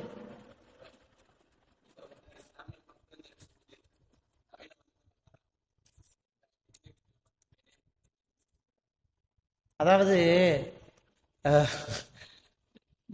பேரை சொன்னாலும் குற்றம் இல்லை. பின்னூரி, நொஸ்ரான் பின்னூரி என்கிறவர் வந்து ஒரு பெரிய புரளியை கிளப்பி விட்டார். என்னண்டா, இந்த நவீன மருத்துவம் ஆபரேஷன் பண்றது அதெல்லாம் ஹராம் என்று சொல்லி, நாம என்னண்டா ஒரு சிலர் வந்து என்ன சொல்லலாம்டா, அலோபதி இந்த நவீன மருத்துவத்தோட மூலிகைகளால் செய்யுங்க, அதுல சில நச்சுக்கள் இருக்கலாம்னு சொன்னா அதையாவது ஏற்றுக்கொள்ளலாம். இவர் என்ன சொல்றாரு என்றால், நவீன மருத்துவம் எல்லாம் ஹராம்ன்றுட்டு என்ன புள்ள பக்கிறதுக்கு ஹாஸ்பிட்டலுக்கு போப்படான்னு போட்டு கடைசியில் என்னண்டா அவரை புள்ள களவுல கொண்டு ஹாஸ்பிட்டலில் அம்பெத்து அதுக்குரிய எவிடன்ஸ் எல்லாம் வெளியாயிட்டு.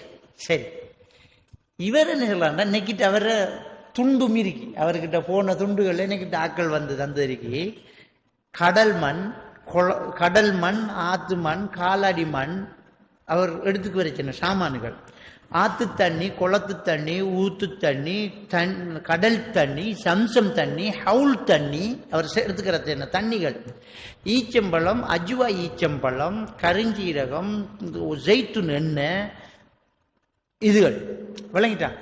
நான் கேட்கறேன், சரி ஜெய்துன் எண்ணெய், ஈச்சம்பழம் அதெல்லாம் முடு, அதென்ன கடல் மண், ஆத்து மண், குளத்து மண், ஊத்து தண்ணி, ஆத்து தண்ணி, சேத்து தண்ணி, கடல் தண்ணி, ஹவுல் தண்ணி, உளுச்செஞ்ச ஹவுல் தண்ணி, இதுகளை நீ என்னடாப்பா செய்றாய்? தகடு கொடுத்திருக்கார், தகடு கொடுத்திருக்கார், நூல் கட்டிருக்கார், இதெல்லாம் இஸ்லாம் தடுத்த விஷயங்கள். அவர் நோயை பிரிச்சு போட்டு கையை வச்சு பார்த்து போட்டு ஓதி பார்த்து போட்டு இது ரூஹானியத்து பிரச்சனைங்க. எங்கடா இருக்கு இந்த ரூஹானியத்து பிரச்சனை? ரூஹானியத்து பிரச்சனையாம அது ரூஹானியத்து பிரச்சனை சொல்லி, இந்த பேய் நோய் என்று பிரிக்கிற மாதிரி இது ரூஹானியத்து பிரச்சனை சொல்லி, அதுக்கு சும்மா இல்லை அந்த லிஸ்ட்டுக்கு விலை 20,000 ரூபா 30,000 ரூபா மனுஷன்ட்ட காசை புடுங்கி ஏமாத்தி ப்ராடு பண்ணிக்கிட்டு இருக்கிறத நாங்கள் பார்க்கல. அதில் என்னன்னா, உங்களோட பிரச்சனைக்கு ஒரு மாடாரத்துக்கு கொடுக்கணும், ஒரு மாடாரத்துக்கு கொடுக்கணும். அது பாதிக்கப்பட்ட ஒரு ஏரியாவுக்கு நாங்கள் கொடுப்போம், நீங்கள் காசை தந்தால் நாங்கள் மாடாரத்துக்கு கொடுப்போம். நடக்கும் அது மாடாரத்துக்கு கொடுக்குறவர் மார்க்கத்தை இப்படி புரட்டி போட்டு இப்ப ஊரெல்லாம் அவர் போய் ஜும்மா கொடுத்து அல்லாஹ் எங்கும் உள்ளான், உருவமற்ற இறைவன் என்கிற ஒரு வழிகட்ட கொள்கையை பரப்பிக்கிட்டு அல்லாஹ் எல்லா இடத்தையும் அரசியல இருக்கான் என்று செல்லையில்தான். அல்லாஹ் எங்கும் இருக்கானாம் என்று இடத்தை பிடிக்கிறது, இந்த மருத்துவத்தை செய்யறது, இப்படி விஷயம் அதை தடை பண்ணி, அதுக்கு எதிராக தடை பண்ணி, இது போலி வைத்தியம், லைசன்ஸ் இல்லாத வைத்தியம் என்று 6 நாளையில் டாக்டர் கோர்ஸ் அதுக்குள்ள, அது வேற. இந்த ரூஹானியத்து நோயை 6 இந்த பிரச்சனையை கண்டுபிடிச்சி மருத்துவம் செய்கிற வழிமுறையை 6 நாளையில் படிச்சு கொடுக்காரு. இப்படி ஏன் நான் அதை பேரை சொல்லி அவரை பேசுறேன்னா, சமுதாயத்தை வழிகெடுக்கிறதால அதை வந்து நாம் அடையாளப்படணும், தெரிஞ்சு கொள்ளணும் என்கிறதுனால தான் நான் சொல்றேன்.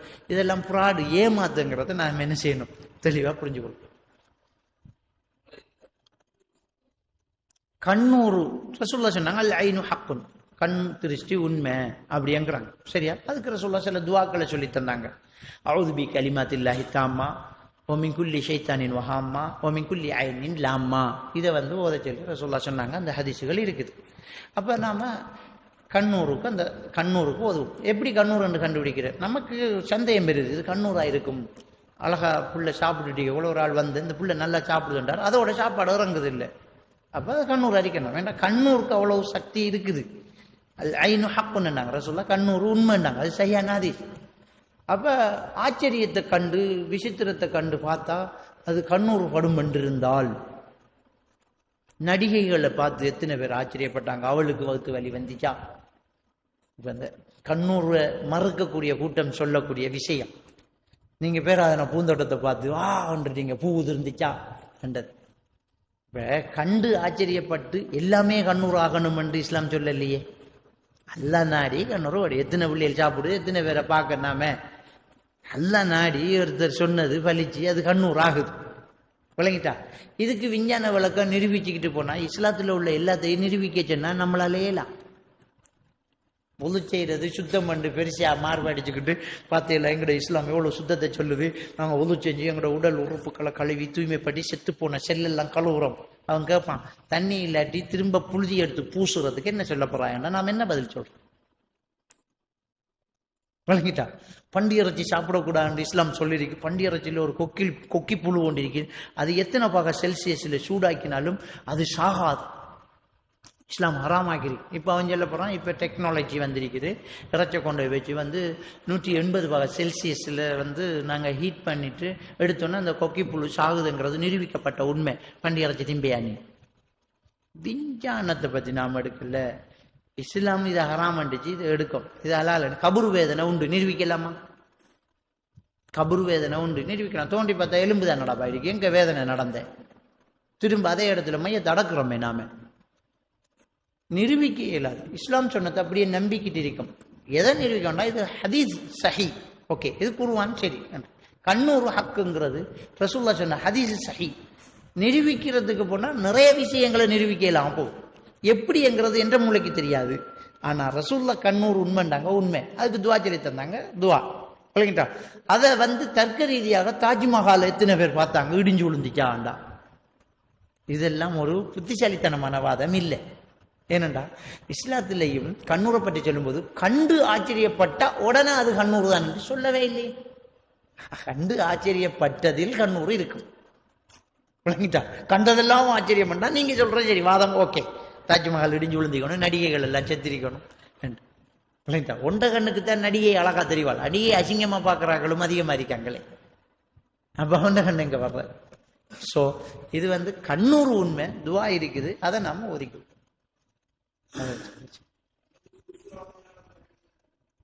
குல்சூரா, கண்ணூருக்கு குல்சூரான்றது நமக்கு தெரியல, ஹதீஸ்ல அப்படி வரணும். இந்த துவா தான் வந்திருக்கு, அஊது பி கலிமாத்தில்லாஹி தாம்மா வ மின் குல்லி ஷைத்தானின் வஹாமா வ மின் குல்லி ஐனின் லாமா.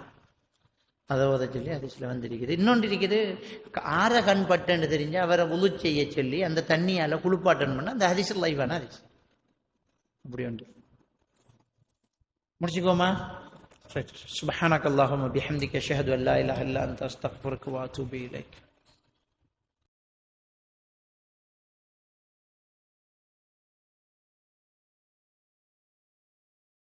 வரலாறு பின்னணியிலிருந்து இந்த பலஸ்தீனத்தை நாம் பார்க்கலாம்னு நினைக்கிறேன். யாரை பின்பற்றான்?